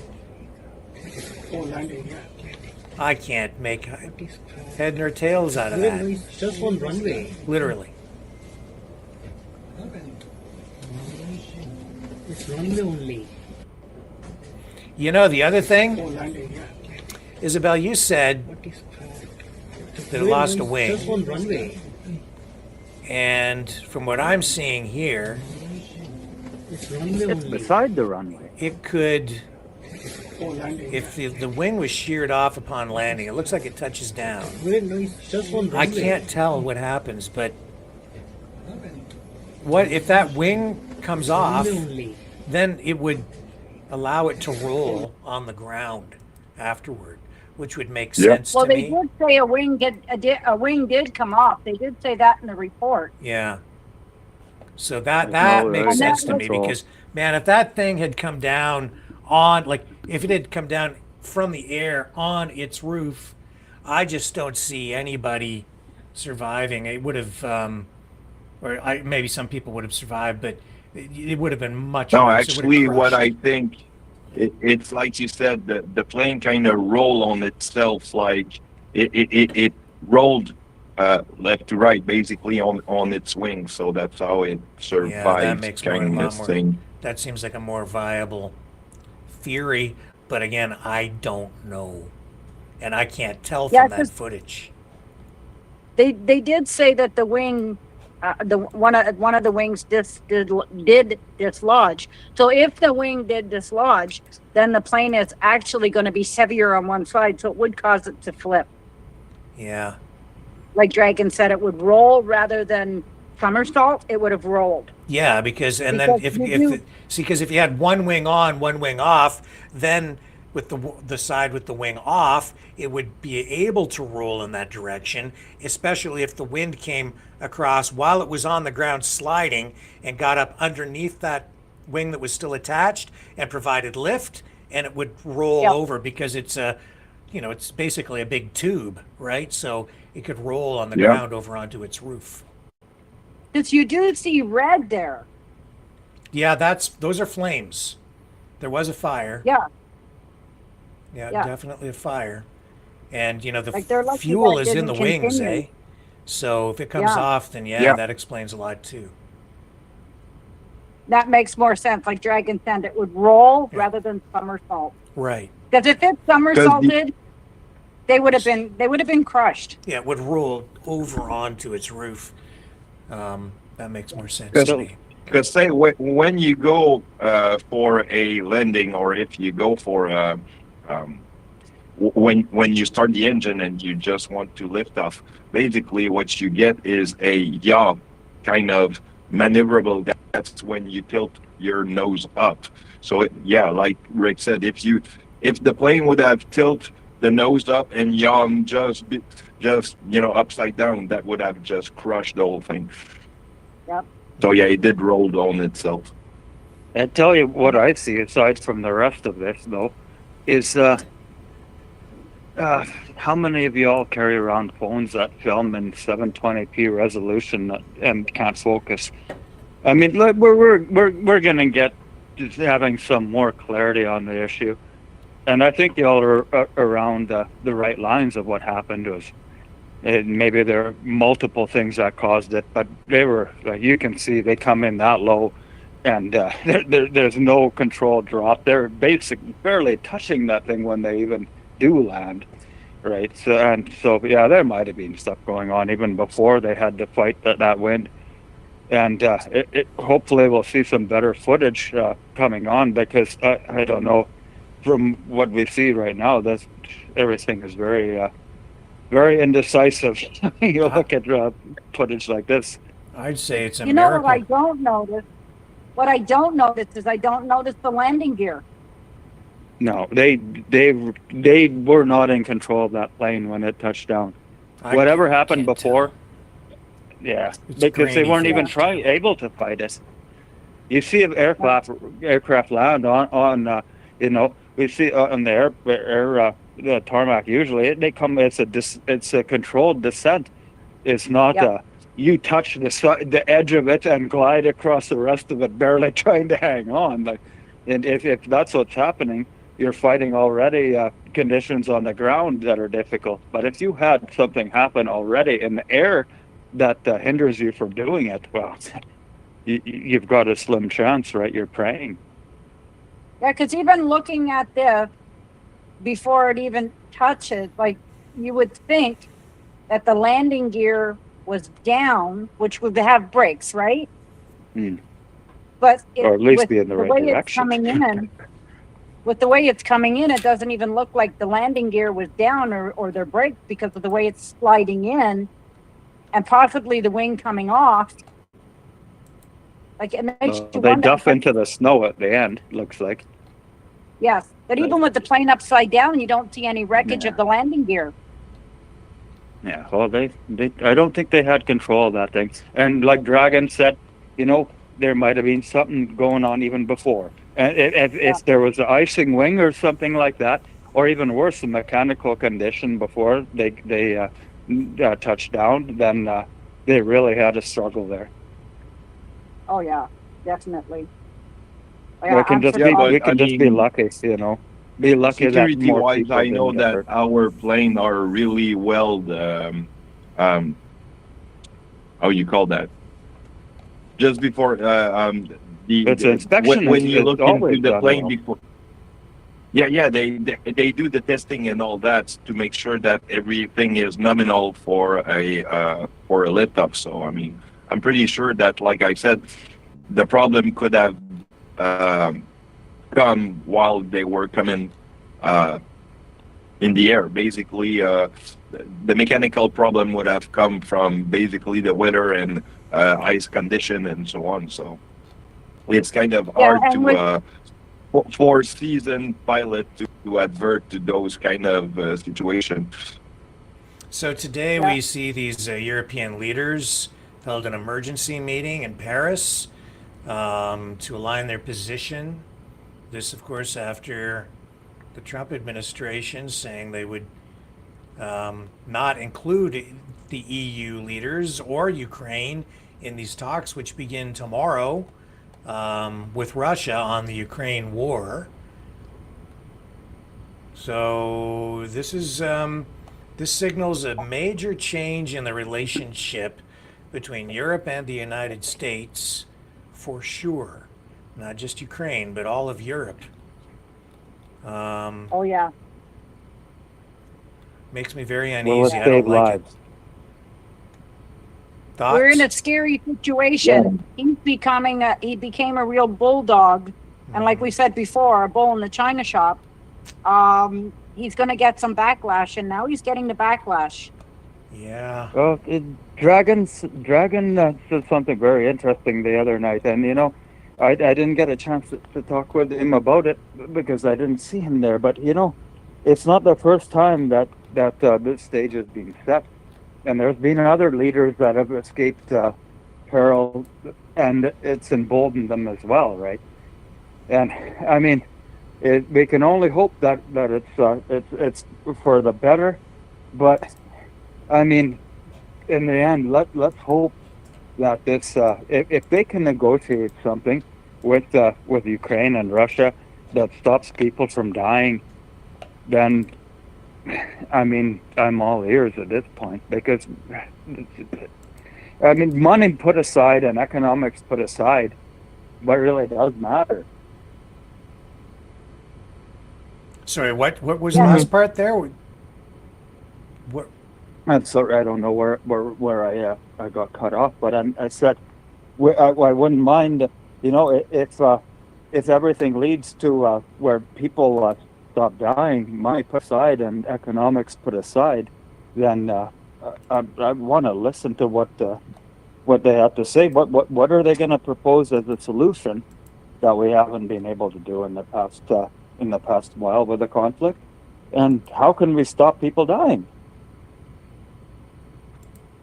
Well, I mean, that's obviously a major consideration, but of course, what we need is a lasting peace, not something like even a ceasefire. May not be the most productive thing if it just leads to an even bigger or escalated conflict, months or even years from now, because the issues weren't properly resolved.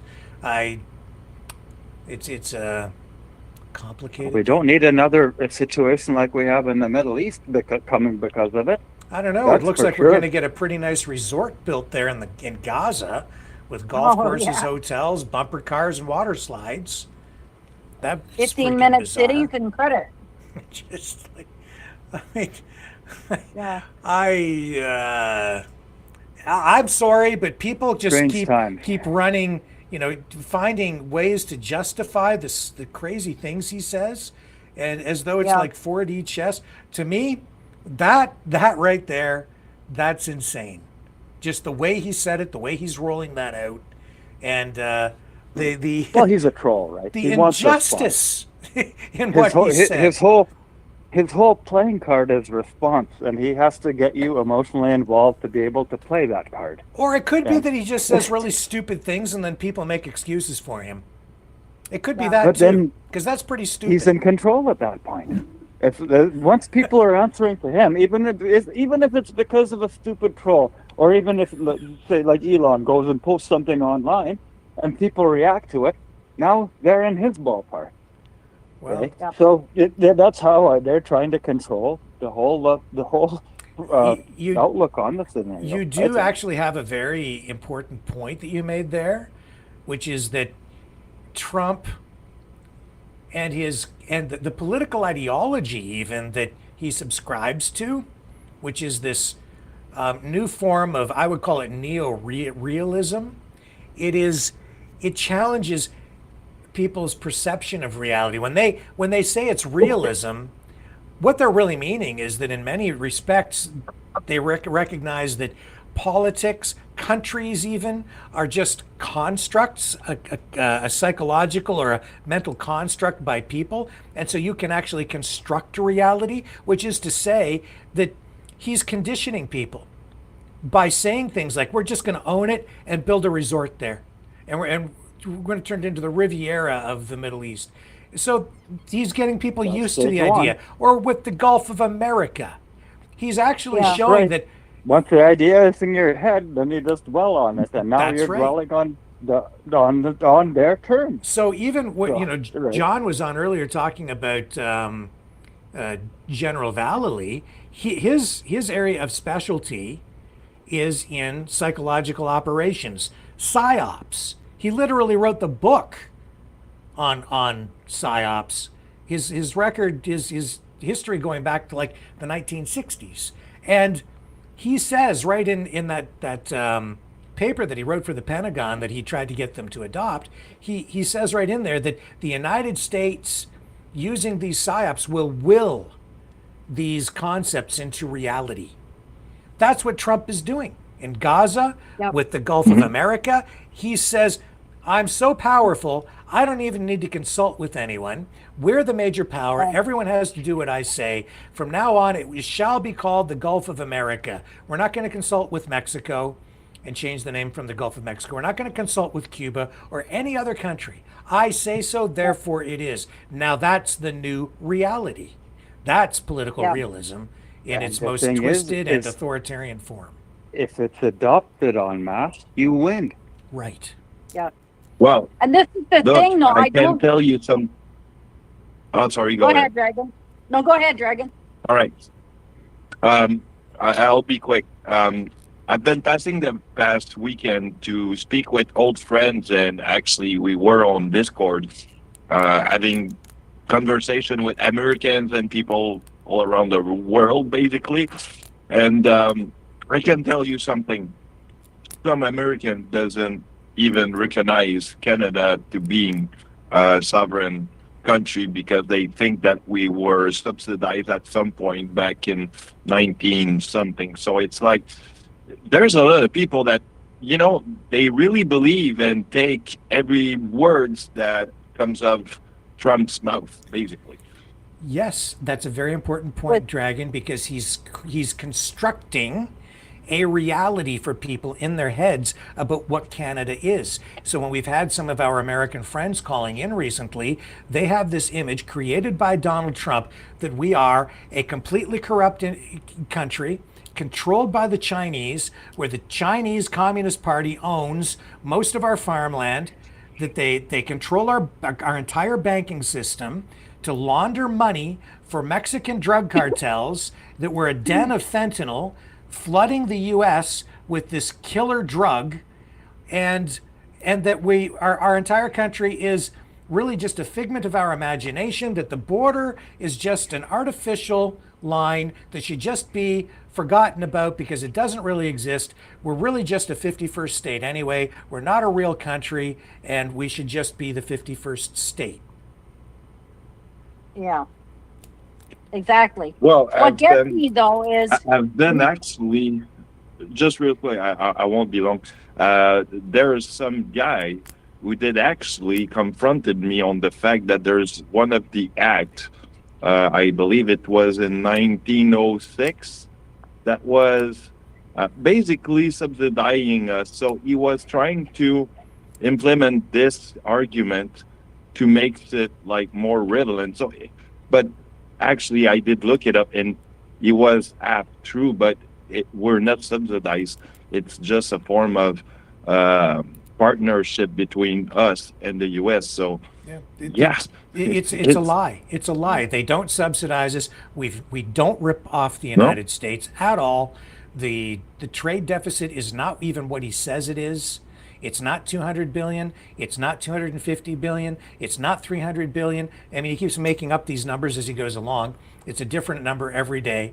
It's about 40 billion a year, and there's justification for that, and it actually benefits the United States overall. We don't rip them off. If anything, the United States is ripping us off because they pay a reduced price for all the oil. They pay below market value for every drop of crude oil that we export to the U.S. They get it at a bargain basement price, always have. So why do we sell it to them? Why don't we use it ourselves? Well, because Why don't we use it ourselves and free our people of the prices of this stuff now? Because I remember when it was 50 cents during COVID. And where is this money coming now that it's $1.50? I mean, It's I but don't know. you know it's not that simple because it's about getting the oil to market. And if you really want to use the oil to benefit the people, you need to get it to market. But as I've been saying, everybody's not blaming our our market? government for not building those pipelines.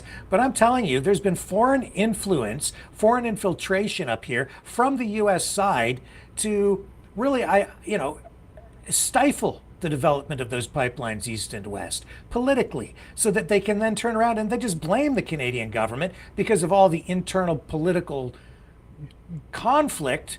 But that's all fueled with outside It is, influence. Why not make it easy on them and eliminate it all? And say, Eliminate okay, what? here's the pipeline. Here, we're just restrictions lifted. It goes all the way across Alberta now, into Montana, all the way. And so why don't they allow that export? Why They do. don't they allow? The pipelines go down into the United States right now, but because of everything that's gone on, we do export it to the United States. That's the problem. They're the only. it's They're regulated, basically right? your only customer, and as a result, they It's take advantage regulated. of you and say, in Alberta, and they say, well, we'll buy your oil, but we want it at a discounted price, That's so we OPEC, sell it at a right? discounted price to them. And then beyond that, do you know why you don't have refineries up there, man, in Alberta? It's because OPEC, I'd the say no. Americans in these agreements wanted the refineries built on their side. So again, in order to take the crude, we have to ship it to them. They refine it on their side, then they ship it back to us as refined products, oil, the gasoline, and the diesel, and other products. That's why. And you guys out in Alberta keep pointing your finger at Ottawa and Quebec, but it's about corruption. And if you want to know the source of a lot of that corruption, look at foreign governments, look at the money that goes into environmental groups, NGOs that stage protests You're 100% constantly right, to shut down your oil industry. You're 100% right, but it doesn't go into the Alberta economy. It goes into the federal one. No, it goes, I'll tell you where it goes, my friend. It goes down into the United States and into the oil companies and the states that benefit economically from getting your discounted oil. That's why they don't want those pipelines built east-west. They want it to go south. They want the energy flowing their way so that they can profit from it, but it's all kind of cloak and dagger. And if you don't think that what we were talking about earlier doesn't play into that, do you know what convoy came before the Freedom Convoy? Do you know? So it does play into effect, but what convoy came before the Freedom Convoy in 2022? I'll tell you what convoy came into long before that was when the free men on the land movement. That's all part of it too. But that is part of it. Exactly. And you see why? the media Why? push to dismiss that. Why? Because they want to destabilize the government. They want to split it up. They want to split you off and take you over. So they want people to believe that Canada isn't a real country. You're touching on all the hot button issues. This is foreign infiltration into Canada. Do you want to know who the traitors are? You want to name the names? Look in the mirror, folks. A lot of these freedom fighters out there, especially from Alberta. You want to know who the traitors are? It's those guys, because they're the ones who are trying to destabilize and undermine Canada. That's the truth. A lot of those guys are the actual traitors, and they're the separatists. If you're a separatist, you are a traitor to the country, because you want to break it up. You're not a patriot, not a Canadian patriot, but you know when a lot of these people say they're patriots, you know who they're patriotic to? The United States of America. Because they want to split off and join Canada as the 51st state. So I come back to my question, which I posed to you just a moment ago. What convoy came before the Freedom Convoy of 2022? Well, I won't be able to answer that. The United We Roll Convoy of 2019 started in February of 2019. What was that about? It was all about the oil industry in Alberta. And a lot of the same people, including Mr. Pat King, was involved in that convoy in 2019. A lot of the same people that got involved in the Freedom Convoy of 2022, which was presented to the Canadian public as a protest against medical, COVID mandates, in reality, a lot of that was it's the same damn people that were involved in the oil industry protest of 2019. And it was the same scenario.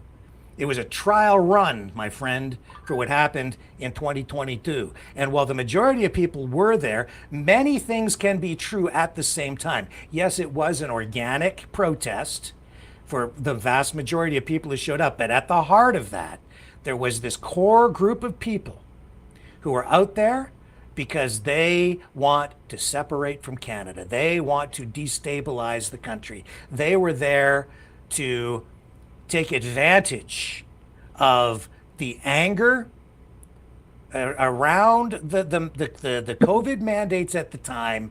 And if you want to know why the Canadian government was afraid, it's because they saw within some of those people a legitimate threat to the existence of the country, to the government.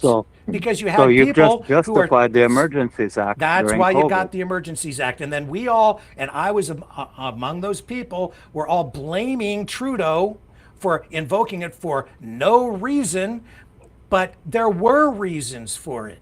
And if you want to, blame somebody for the invocation of the Emergencies Act / War Measures Act at that time, maybe we shouldn't be looking just at the government, which I still blame because I think it was the wrong move and it was a bit of an overreaction, but the threat was real. And if you go into all the documents that Justice Rouleau had posted online, not just the stuff that was released during the Public Order Emergency Commission hearings after the fact, you can find documentation into all of this to support exactly what I'm saying.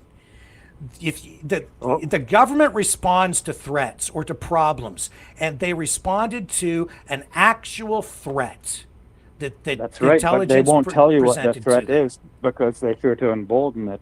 And that in itself tells you that it is really a legitimate threat. No, right? They don't want to. You're saying what? There wasn't a legitimate threat because why? What I'm saying is that they don't report on these facts in the media because that gives clout to what's going on. It gives people reason to research what's going on. And it might draw people into that movement, right? No, they didn't talk. They don't talk about it too much because it would be perceived as it's a diplomatic hot potato to sit there and have the government then say, you know what, there's this, I'm going to just throw it right out there. You have this general from the United States involved in intelligence gathering, talking to Freedom Convoy organizers from his home in Montana, giving them direction and encouraging them, and then reporting directly back to Donald Trump. John is actually very right. If that isn't an existential threat to our sovereignty and our country during the Freedom Convoy, if that isn't justification for the invocation of the Emergencies Act, I don't know what the hell is. You have a general reporting back to a political leader in the United States and providing intelligence to the FBI, the Department of Defense, and the CIA in what can clearly be seen as potentially a color revolution unfolding on Parliament Hill at the time. And if you can't see that that's a potential existential threat to the very country that we hold dear, to our government at the time, that is a legitimate threat. But they don't want to talk about that because if they put that out there in that way, you were sitting on the globalist response. This is political reality, folks. You've got our government. If they say that out loud, that then becomes an international crisis. That is an ethical problem with General Vallely. That is an international incident. There's a reason I didn't talk ramifications, which could then precipitate some sort of a response from the United States, because then we are saying that we potentially have some sort of a possible invasion imminent, or that the government on some level in the United States is creating the conditions for the overthrow of the government. In Canada, our best, our top ally, a superpower right on our border. So what the hell are they supposed to do? I'm getting it now. I understand, and I see it. Like, John's right when he calls in and draws this to our attention, because this is the classic playbook by superpowers, whether it's the United States or Russia. If you want to destabilize or overthrow a government that you disagree with, and they sure do disagree with Trudeau, the Trump administration, not that they were in power at the time, but they were running basically like kind of a shadow government and still working toward, the re-election at the time. And this general is reporting not just directly to Donald Trump, but also to CIA, FBI, DOD, says so right on his website. And he's involved in these political movements. And I mean, is he doing anything illegal?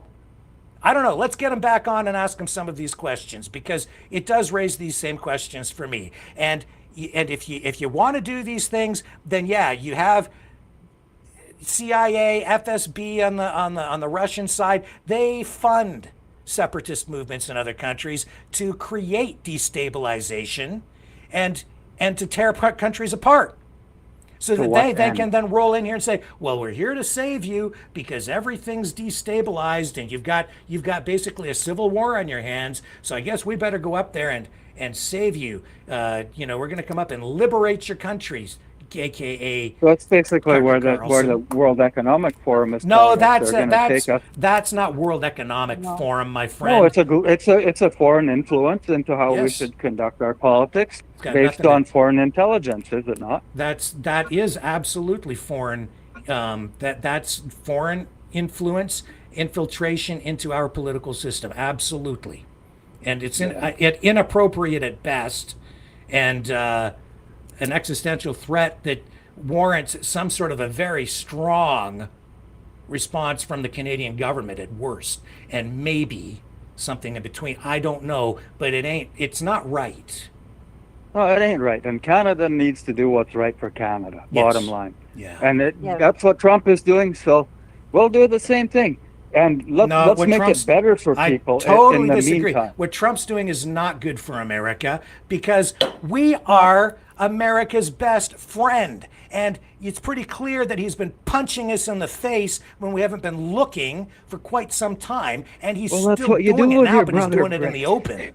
What? That's what you do with your brother.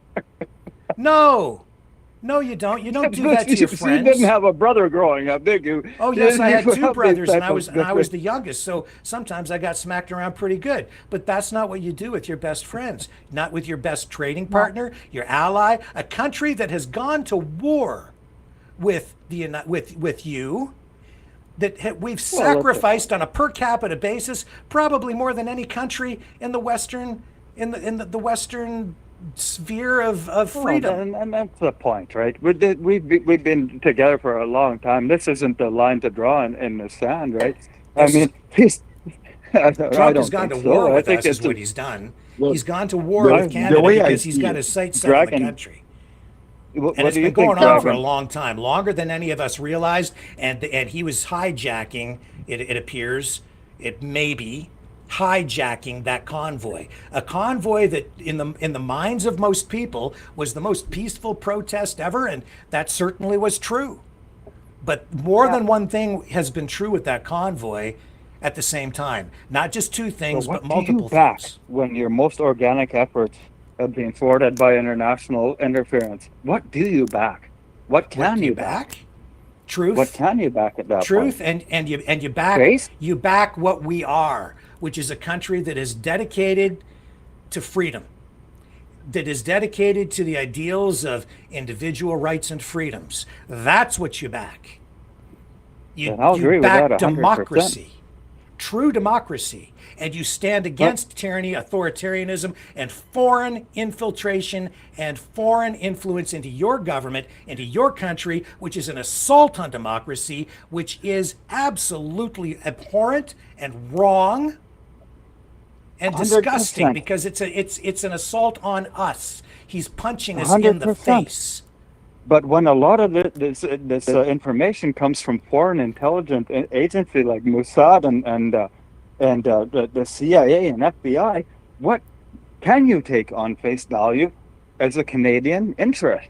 When you're How getting the hell fed did this Mossad information get from foreign involved? interests, Just take From Mossad all- right off I'm the saying table. global. Mossad has nothing to do with what we're talking about right now. This it is because they take no, it federal doesn't. government- It's take your anti-Semitic Mossad bullshit and just It has put that nothing to do aside with for the- now. with the You can go do your anti-Semitic. Mossad rabbit hole crap later. What I'm giving you is Rick, it has verifiable. nothing to do with one agency. It's the fact that they're going from all of the globalist agencies and taking that information into context. This is Donald J. Trump. That's what this is, my friend, and political and this neo-realist ideology. He's the process of taking over the country is happening now. That's not, and yeah, it is the New World Order. All right, but it ain't what people were thinking. Just in a different fashion. Well, I've just laid it out for you. This is what's been going on. So take it for what it's worth, but take your Mossad crap and save it for another day. That's not got anything to do with I this. didn't single them out specifically, Rick. I just labeled them as one of the many organizations that Canada is getting its news from, as far as when there are foreign ministers that try to be brief on, on was the what's CIA going on in giving us the intelligence. proper That's information, just what was one going on. of the You know, the problem is too down in the CIA States isn't, right now, they have a FBI completely isn't. They're all playing dysfunctional it up. system. And right now you've got basically a democratic coup that has taken place down there, because it's not just a change of government, it's a purge. It's very reminiscent of what happened during, you know, after the Nazis took charge in Germany prior to World War II, when they took control. They purged their public service, their entire system of government, putting in only people that were aligned ideologically with what they thought. And it's the same thing that Stalin did, and well, Lenin, when the communists took control and formed the Soviet Union, and then later Stalin. There was a purge that took place. This is not just a change of the guard. It's not a continuation of what has been. You know, the United States that we've known. This is completely different, completely new, and that's why we are under attack up here. This is a complete geopolitical realignment into a more of a carving up of the world into hemispheric spheres of control by the great giant superpowers, China, Russia, and the United States. And Canada is one of the crown jewels in all of this. It certainly is for the United States. And we have to know where we stand on that playing field. Where we stand is right on the edge of losing our sovereignty, our country, our right to self-determination, our country. We're on the precipice of having it all snatched away from us. Our destiny, our children's future, it's all about to be taken from us, because some people, especially a lot of the people out in your neck of the woods in Alberta, are ready to give it all up for what they think they're going to get, which is some sort of a crazy tax break. You know, the thing that struck me the most is that the one person that said that Canada has no culture, has no identity, he's the one that's speaking for us right now.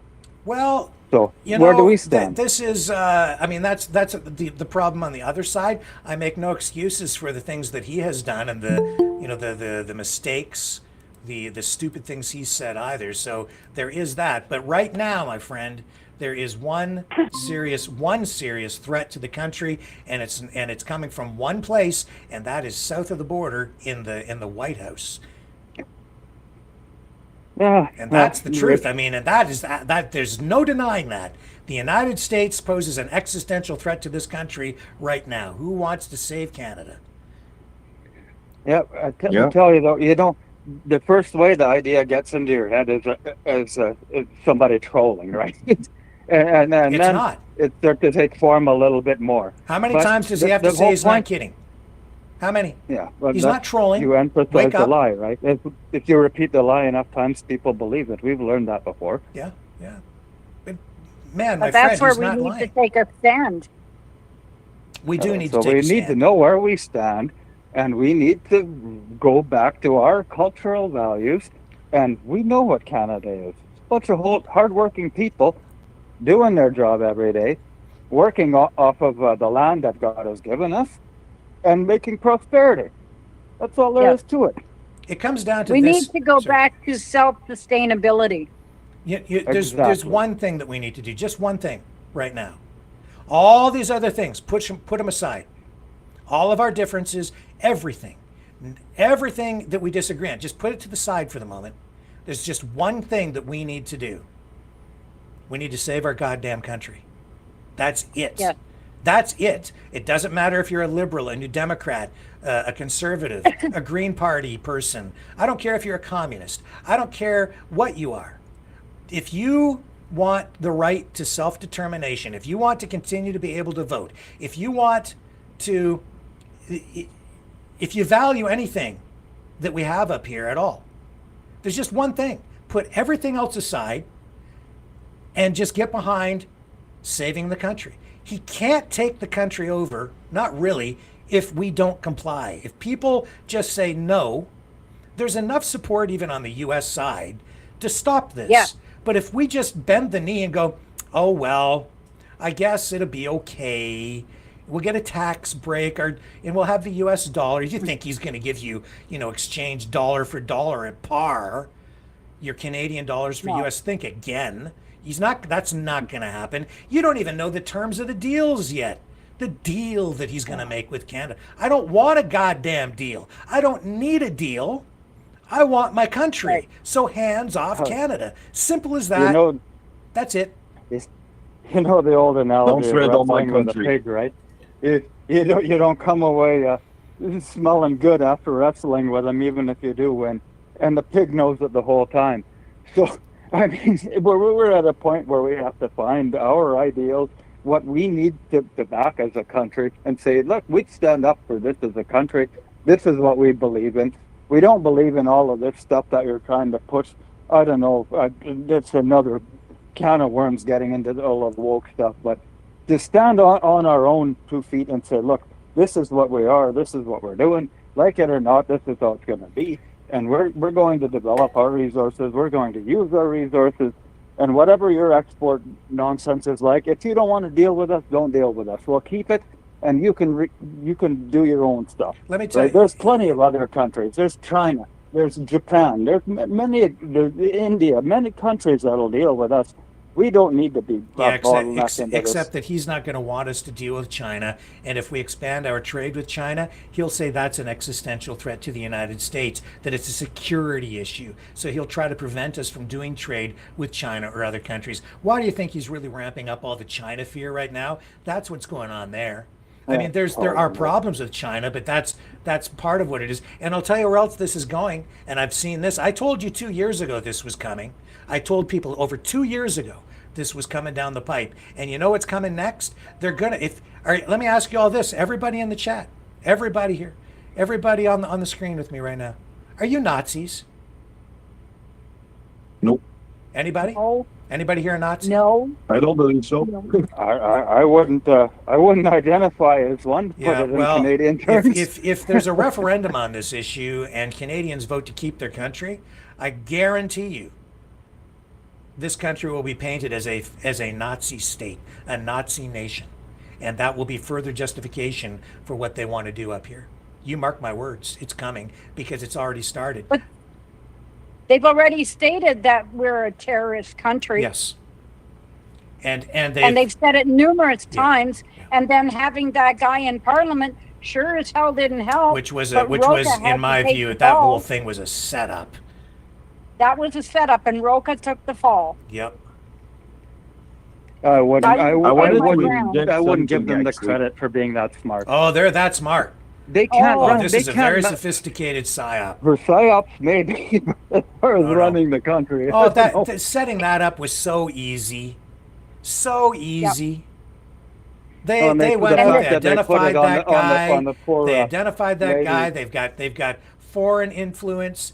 You keep people saying it's China in our No. government, and there's some Chinese influence in there for sure, but there's also American influence right in there, right inside our government. And I guarantee you that there were people who set that whole thing up, and it wasn't that hard to do it at all. No. They had that ready to No. go. The information warfare that came out immediately, that day. They definitely identified the convenient opportunity. That's for sure. It was all, That's a all playbook, done. isn't They it? had images of Yaroslav Hunka on stamps for the PSYOP. Yep. That wasn't even true. That they made those up. There was a whole propaganda campaign that flowed after that. They were ready for it. That was Russia. That was the U.S. They were. I'm telling you, man. That whole thing was a giant setup. And you mark my words. I'll say it right here, right now. If it comes to that, you hold my feet to the fire on this. They're gonna say Canada's a Nazi nation. If it comes to a referendum, He already said it. Putin, when he interviewed with Tucker, told you exactly that. That's right. Told you. He mentioned Canada in the list. See, literally the first country. So you got it. So And we got to. It's not the first time that the mental conditioning is being put into play. Right? That's right. I'm telling you. That's why I'm telling you that's where it's going. And then they use that as further justification because they have to denazify us. You see. That's right, but let's not use it as the excuse to be blind. Let's take advantage of the situation and build Canada better because of it. It's gonna. Well, what harm can come from developing our own resources? Nothing. I'm 100% behind you with that, man. I'm with you there. The thing is, though, we only get to do that if we save the country. So we got to get behind that first and thwart this thing. And people are pushing the made in Canada, and they're pushing self-resource and self-reliant. Here's and I hope that take it 100%, 100%, and it's taken this existential threat to cause it. Here's the key. Yes. Here's the key to our survival. This is the key. Is everybody listening? Because I've got it figured out. Sure. We are on our own, not a significant military power, but we are a significant economic power. We are a G7 developed nation. And we have massive resources, which also makes us a powerful economic nation heading into the future, like a world superpower economically. But we need support, and we can't stand alone because no nation is an island. So where do we go for support? Not to China, because that will be seen as a immediate existential threat to the United States. Can't do that. It's a trap. You know where you have to go? Back to our roots. Where do we find that? The exact opposite place where all these people who are telling you your country is a myth want to take us. The opposite place, the UK. We have to go back to Britain. And because we are still a Commonwealth country. And in that regard, we actually have a longer history than the United States does as its own entity as a nation state. We're much older because we have a shared history up sort of to that point, up until 1776. Then they split off. We must not join them. We need to, in the long run, we need to strengthen our ties with the monarchy and the UK. The monarchy does not dictate what happens with our government. They rubber stamp our legislation. Yes, it has to receive royal assent. But the people who would have us lose our country, these sovereign citizens, they lie constantly and suggest that it's the monarchy that controls everything. No, it's the monarchy that is our insurance policy, always has been and still is. This is the way we save our country, to preserve it so we can move forward and realize our destiny as a nation. We cannot sever our ties to the UK to join the US because we will lose our sovereignty. If we keep our ties to the UK, we preserve our sovereignty because we have those ties already. And you see, we do have sovereignty. We do have a constitution with our ties historically and politically to Britain and the UK. That's why we are so And much therein stronger lies than the we problem. stand alone. Because really, our sovereignty has come from the Creator and God, and not from any monarchy. And the whole fact that the monarchy claimed the power of God our to be sovereignty does not. appointed. Our rights as individuals do, but our sovereignty does not. Because our sovereignty is what you can defend. That's what Donald Trump is telling you right now. You don't exist as a country. You're just going to have to be a state because we, the United States, the Trump U.S. is so powerful that we dictate, and we're just going to take you over, and there's nothing you can do about it. And we're going to do the same thing in Greenland, and we're going to do the same thing in Panama, and we just did it with the Gulf of I want to let Mexico. somebody else talk. That's it. Because the USA left in 1776, and they separated like a lost piece of the jigsaw puzzle. They want the rest to be like that so that we can be dependent on them. Right. That's how I see it. Yeah. And that's not going to happen. If people realize this is the goal, and we see the goal, if people would open their third eye, maybe they would see the goal. The goal is to destroy us by making us feel weak. Yeah. But I don't understand why people are like, this guy's going around saying, I want this and I want that and I want that and I'm just going to take it. And nobody goes, wait a minute. Yeah. No. But maybe because of the impotence of government through the ages not being able to accomplish anything. Because they can say whatever they say, but it ain't actually going to transfer into something that happens. So this might be one of the first times with Trump that, it actually does have gravitas, for the better or worse. But it's taken this to make Canada realize who they are, exactly. You know, and now you're seeing more, and I do see some Americans who are patronizing us, waving the flag and saying, we support that, and we support you. We don't want to be part of Canada. We don't want you to be part of us. I even see it coming up from New Zealand and Australia. Other people are seeing it. Yeah. So if those people can see it, very true. Come on, Canada. Let's, other what are you colonies, of fighting course. for? And Trump has to stay off us, because if he attacks us in some way, he's not just attacking us. He's attacking the Commonwealth. He's attacking the UK. This is our strength, folks. We don't need to stand alone. We're not alone.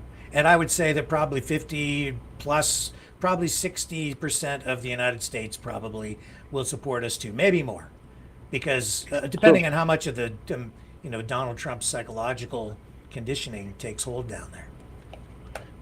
Rick, I don't want to get on a tangent, but you had a great series of episodes a while back about UNDRIP and the UN Declaration of Indigenous Rights. Mm-hmm. And so why are they even dealing with the Canadian government at this point when literally most of our property rights have been given to the Indigenous? So what's going on here? No.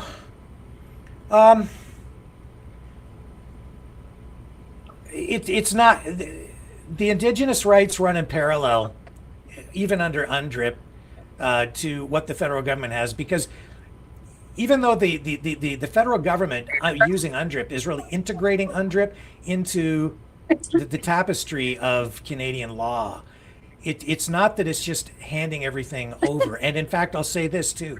This is the other trap that First Nations are falling into here. If the United States assimilates Canada, those treaties that First Nations have, they basically go out the window.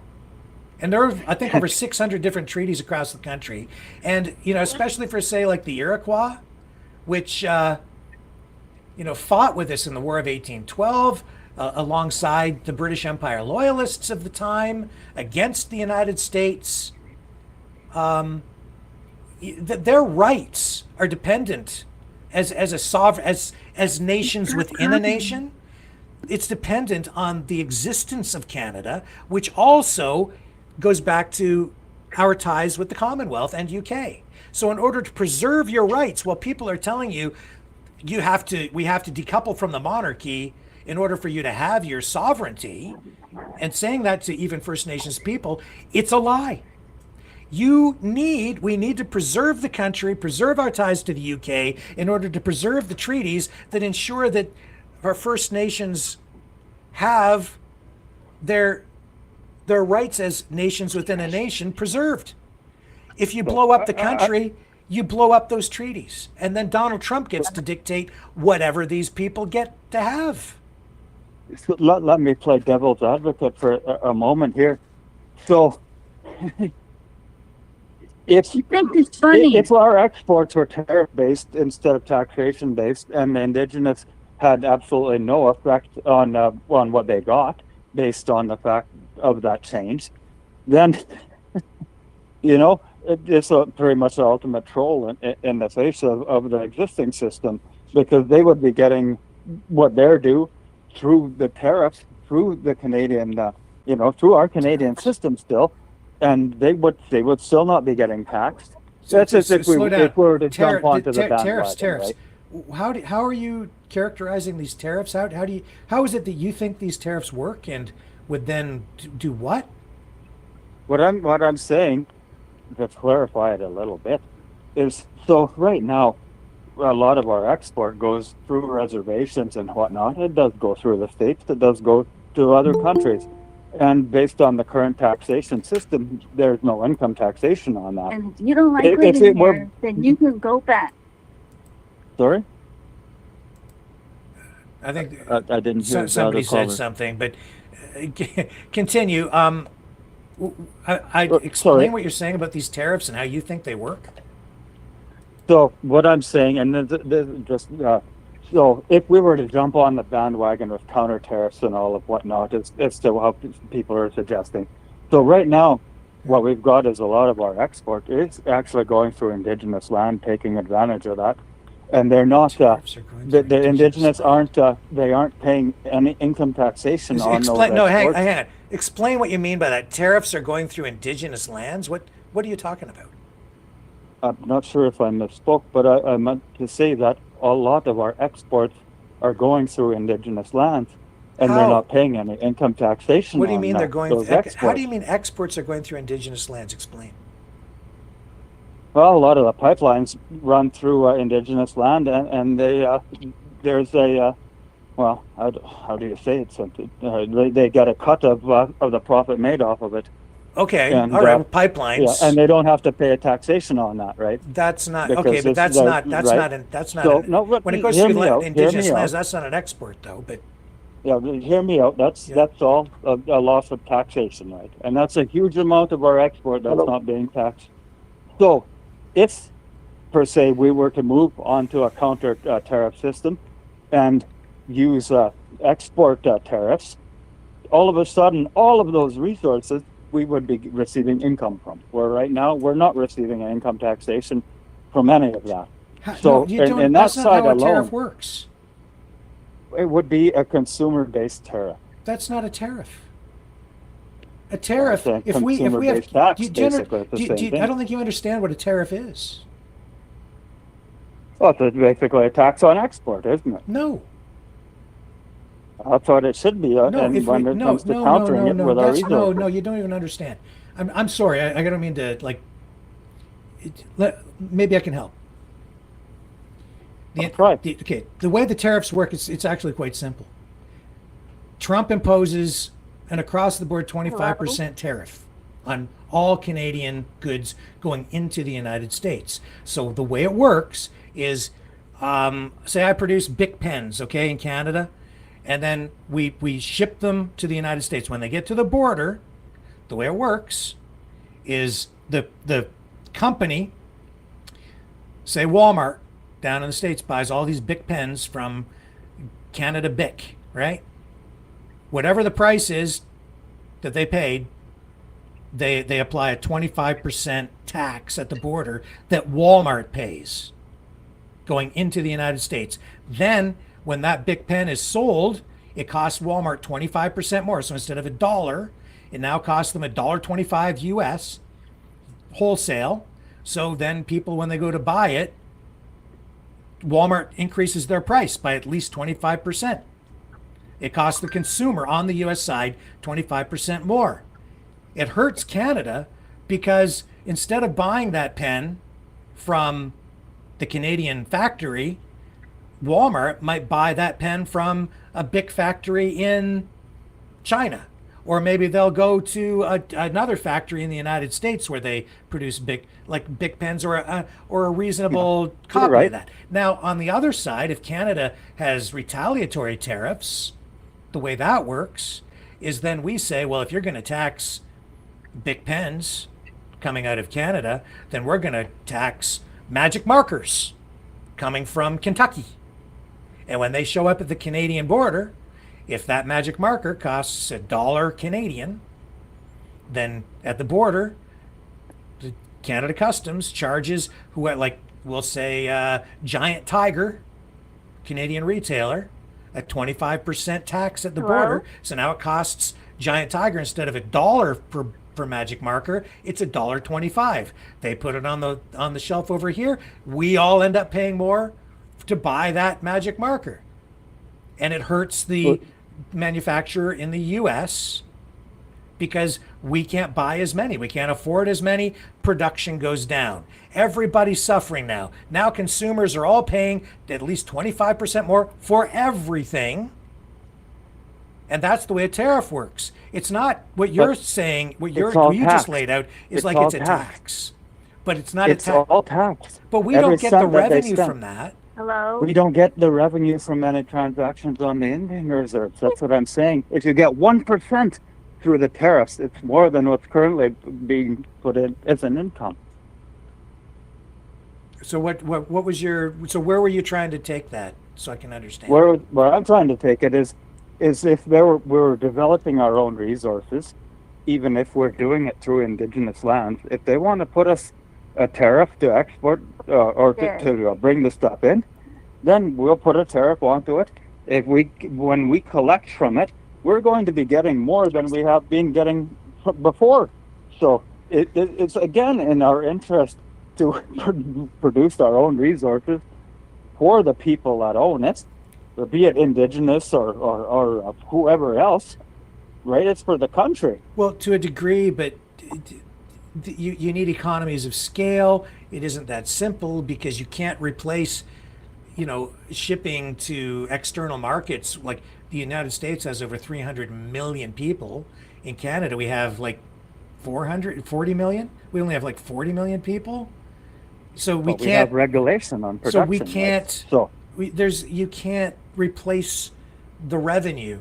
You see, you'd lose your economies of scale. We can't just keep our car factories open the way they are and supply the Canadian market with automobiles in the way that it currently is set up, because we don't have the supply chains. We wouldn't be able to produce as many models. You have a market the fraction of the size. But OPEC has done the same with oil and proven that they can regulate all of the production across multiple countries and keep it low in certain countries just to keep a good average. That's because they produce so much and they supply the world market. So they have the levers of power on supply. They can control price because they control so much of the supply. So they can affect the supply and demand equilibrium just by increasing or decreasing their production levels. Exactly, and that's the type of thing that we could do exactly the same. No, here we in don't this have. country. We don't have enough, and we have no way currently of getting enough of our raw oil, the crude oil, to market, and it's going to take some years to achieve that. Currently, is your basically your winning point to everything is we don't have that infrastructure, and we need to develop that because that's what gives us strength. And again, we're not going to find it anywhere else but in our own country. Sure, I'm not disputing that. The I'm problem- all for it. Go ahead. The problem I see is that we've been so friendly across the border that we've actually screwed ourselves. Mm-hmm. Yes. I mean, like I said, I used to work factory, and I've seen 5 factories in London alone for Siemens shut down and go to Mexico. Yeah. So, and this is the thing, we've been so easygoing and saying, oh yeah, we could do that. That's going to work out. And now we're in the situation where we are. And I've seen this years and years ago where companies were shutting down and leaving and thinking, oh good, the market's better there. It's cheaper to produce it there. Yeah. But you're cutting your own risk doing that. Mm-hmm. And that's what we've done. And you're very right, because it comes back to the exact same thing that we were talking about before, is you're setting a mental precedence for things to happen in the future. And when we're telling Canadians, oh, you're sorry, you're so polite, and that, this is, who's telling you that? That's the media. They're conditioning you not to fight. Literally. They're conditioning you not to be, aggressive towards anything in your face, because they're telling you who you are. And we don't need to be told who we are. We have our cultural identity. We've grown up with good folks that have taught us that. Darn right. We don't need to be told by the federal government who we are, or anybody else for that matter. So are you on Team Canada? What is the new... Heck yeah. What is the car company, and is it Nissan that said they were going to leave the state? Oh, did Nissan say they're going to leave? I don't know. That's what I heard on one of the Fox reports, that Nissan said they were going to leave the state. I don't know. I didn't hear that. They were considering leaving the States because of all the tariffs. Oh, well. Which would be great. I mean, we're starting to learn that we need to be self-sufficient. And we're starting to learn, but like you say, Rick, this is going to take years. Yes. And he's got us right now by the low-hanging fruit, shall I say? So he thinks, but he is wrong. Yes, he's wrong, but he's putting that in people's minds. Mm-hmm. And I don't see why there's no rebuttal to this guy. There will be. It's coming in a major way. I mean, okay, Greenland is taking a stand. Mexico is taking a stand. Mm-hmm. And so we have allies. Look, we do have allies. Just Canada and Mexico together. Yeah. We can hold him to account. Look, Canada and Mexico together, I think we make up about 40 to 45% of all the products that go into the United States.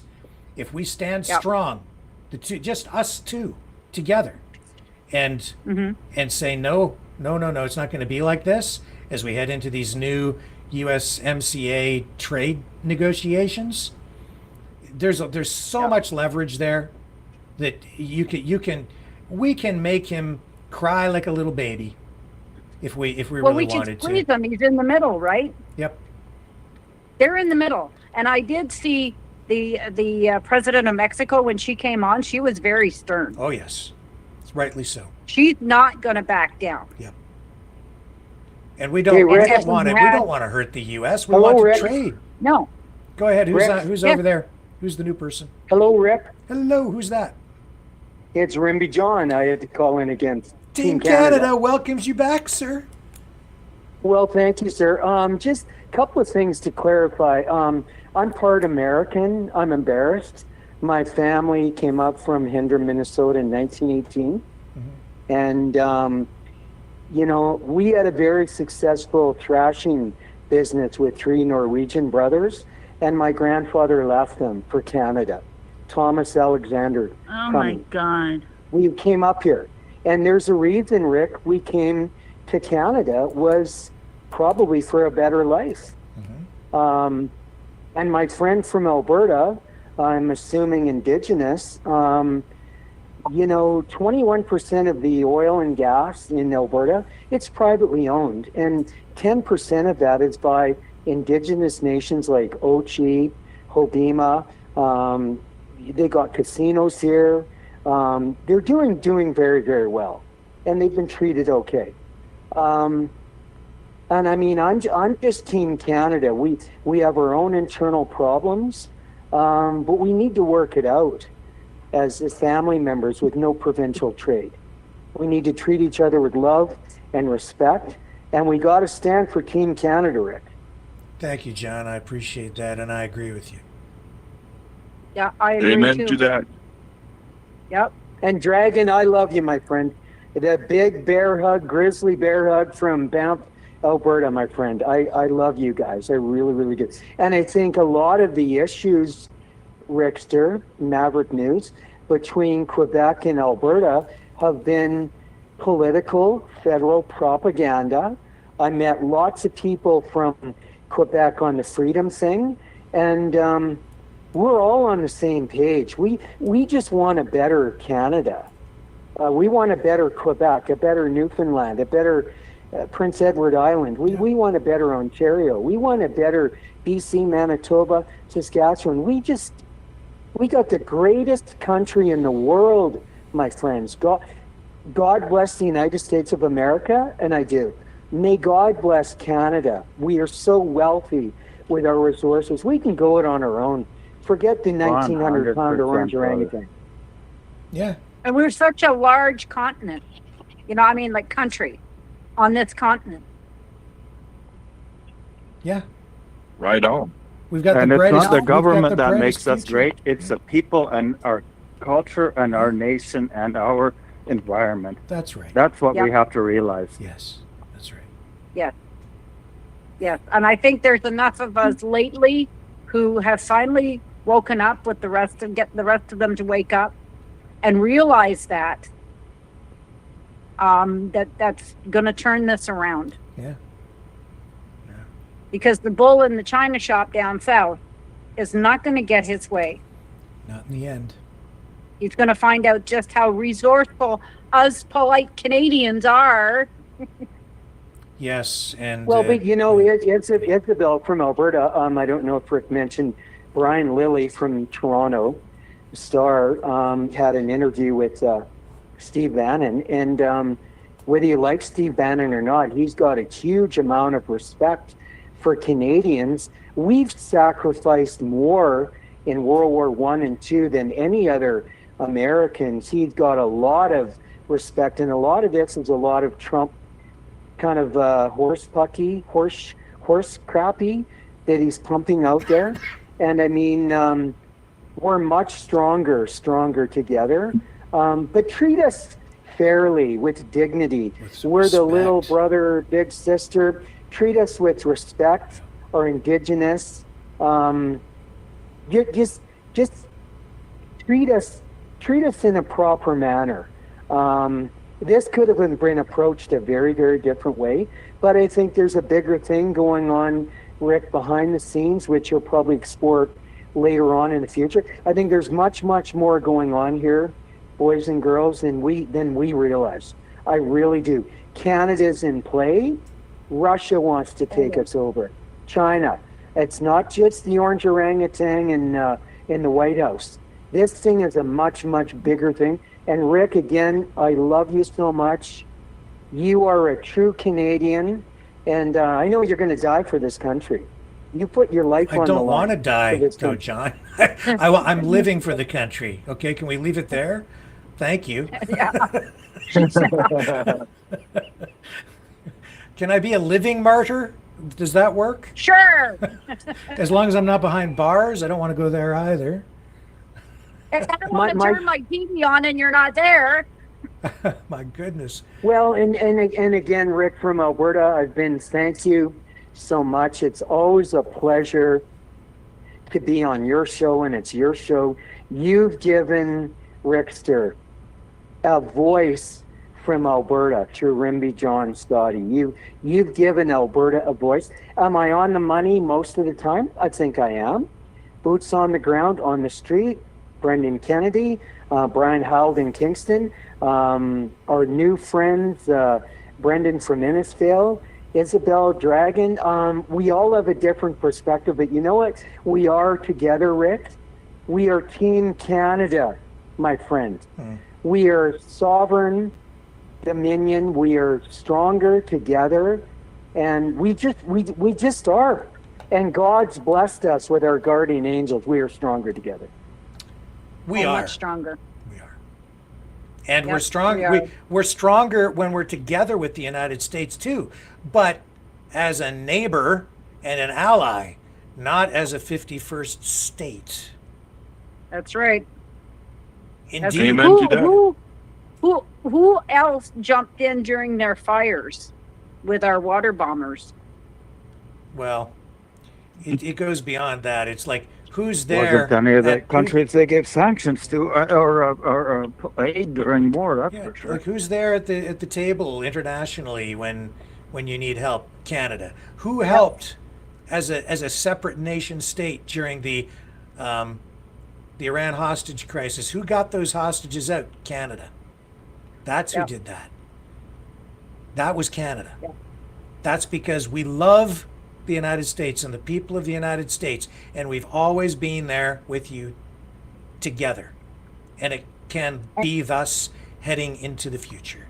Let us remember that and work toward that with mutual respect. And together we are stronger as a neighbor, as neighbors, and as allies, not as an assimilated entity within what this perverted, aberrated vision of the future that is being presented to us by Donald J. Trump is. No. Fight But for I do see some of the unions down there, the car union, are disappointed with this because they see what's happening, even though they backed him. Yeah. But Rick, you got to remember, I talked to my Lutheran friend in Morrisburg, Ontario all the time, Volker Gritzner, and he says, rapacious capitalists. That's what Americans are. Rapacious. And I had to look the word up in the Webster's Dictionary. Rapacious capitalists. And they're out for the world. They're also incredibly, and I'm part of American, and I'm apologizing to my friends, my relatives in Minnesota. They are so arrogant.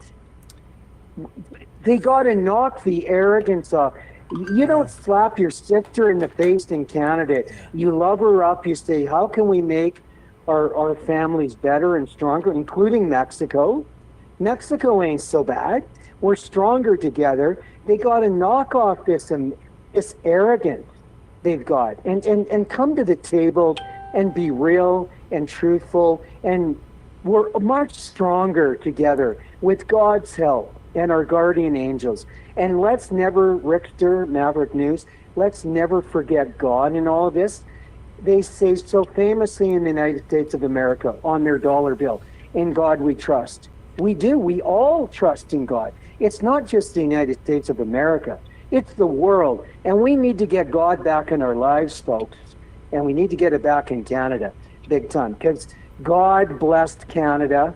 We are the second largest land mass in the world, the second or third largest oil and gas reserves, with fisheries, lumber, mines and minerals. Canada would not be anything without British Columbia, Alberta, Manitoba, Saskatchewan, Ontario, Quebec, Nova Scotia. We are stronger together, my folks. We really, really, really are. And Ralph Klein, my famous premier in Alberta, when all the premiers got together, Ralph was always the guy that got everybody together at the end of the day. And you know what they had, Rick?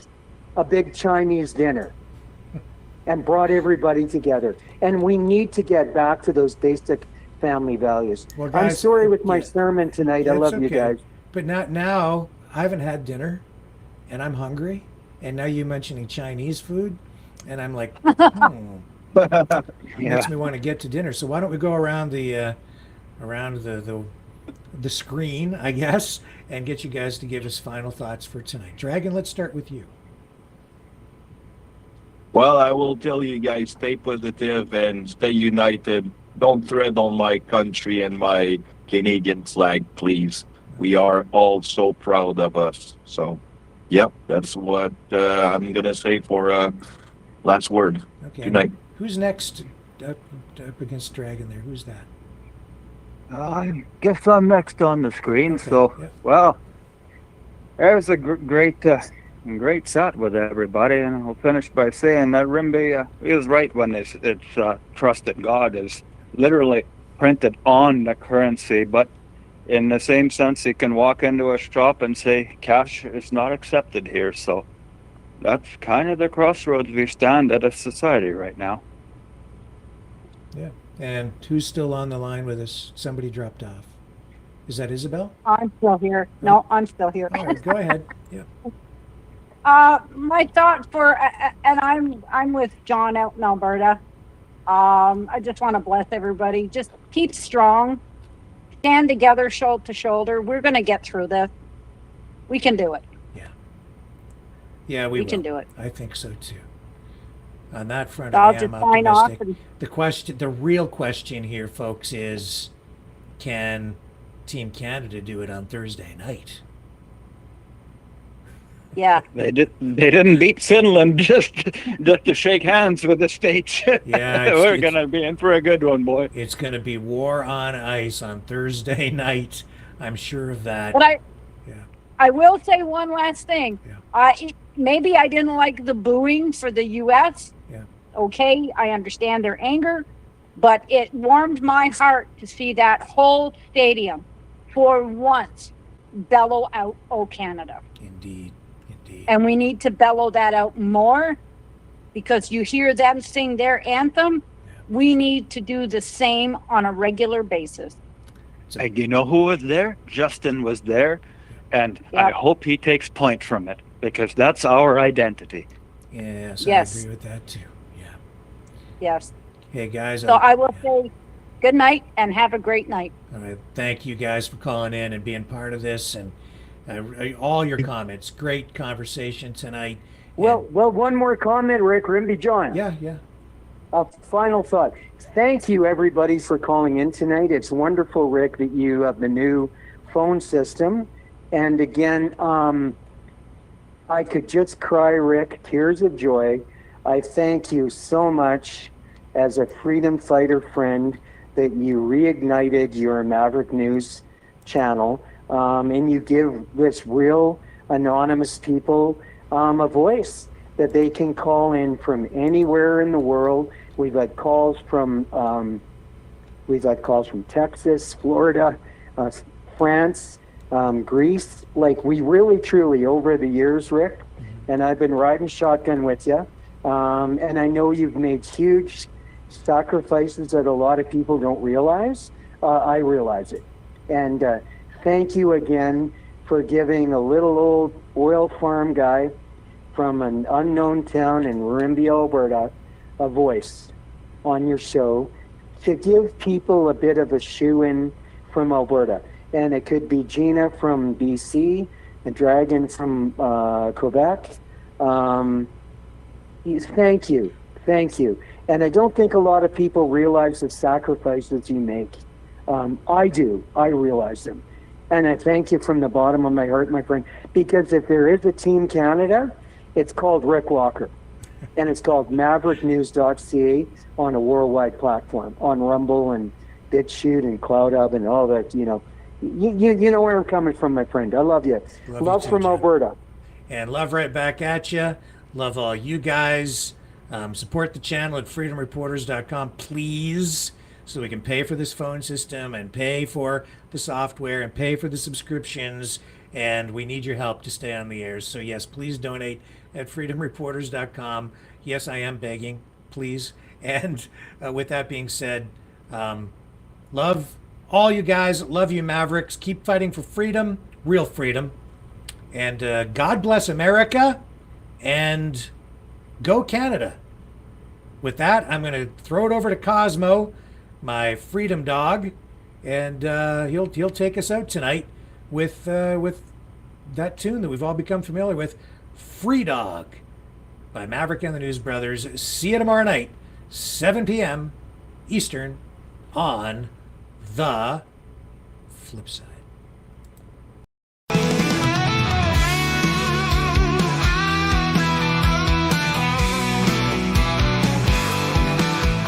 I heard old Cosmo howling last night up on the hill where the moon shines so bright. He was singing a tune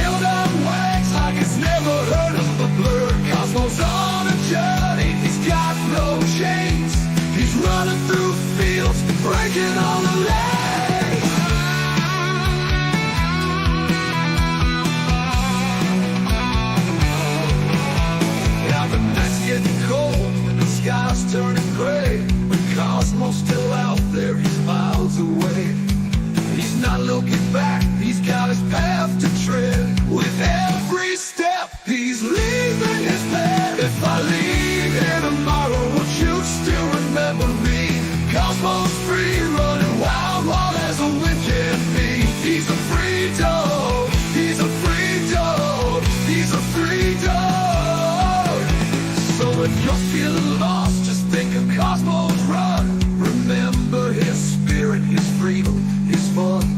And maybe one day, when you're feeling low, you'll find your own freedom and let your spirit go. If I leave here tomorrow, would you still remember me? Cosmos free, running wild, wild as the wind can be. He's a free dog, he's a free dog, he's a free dog.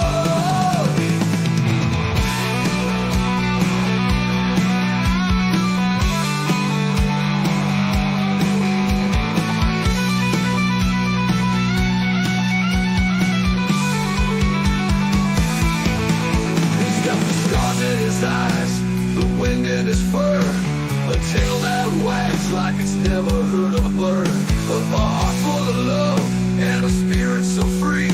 He's living his life wild and carefree. He's got the stars in his eyes, the wind in his fur, a tail that wags like it's never heard a bird. Cosmos on a journey, he's got no chains. He's running through the fields, breaking all the lanes.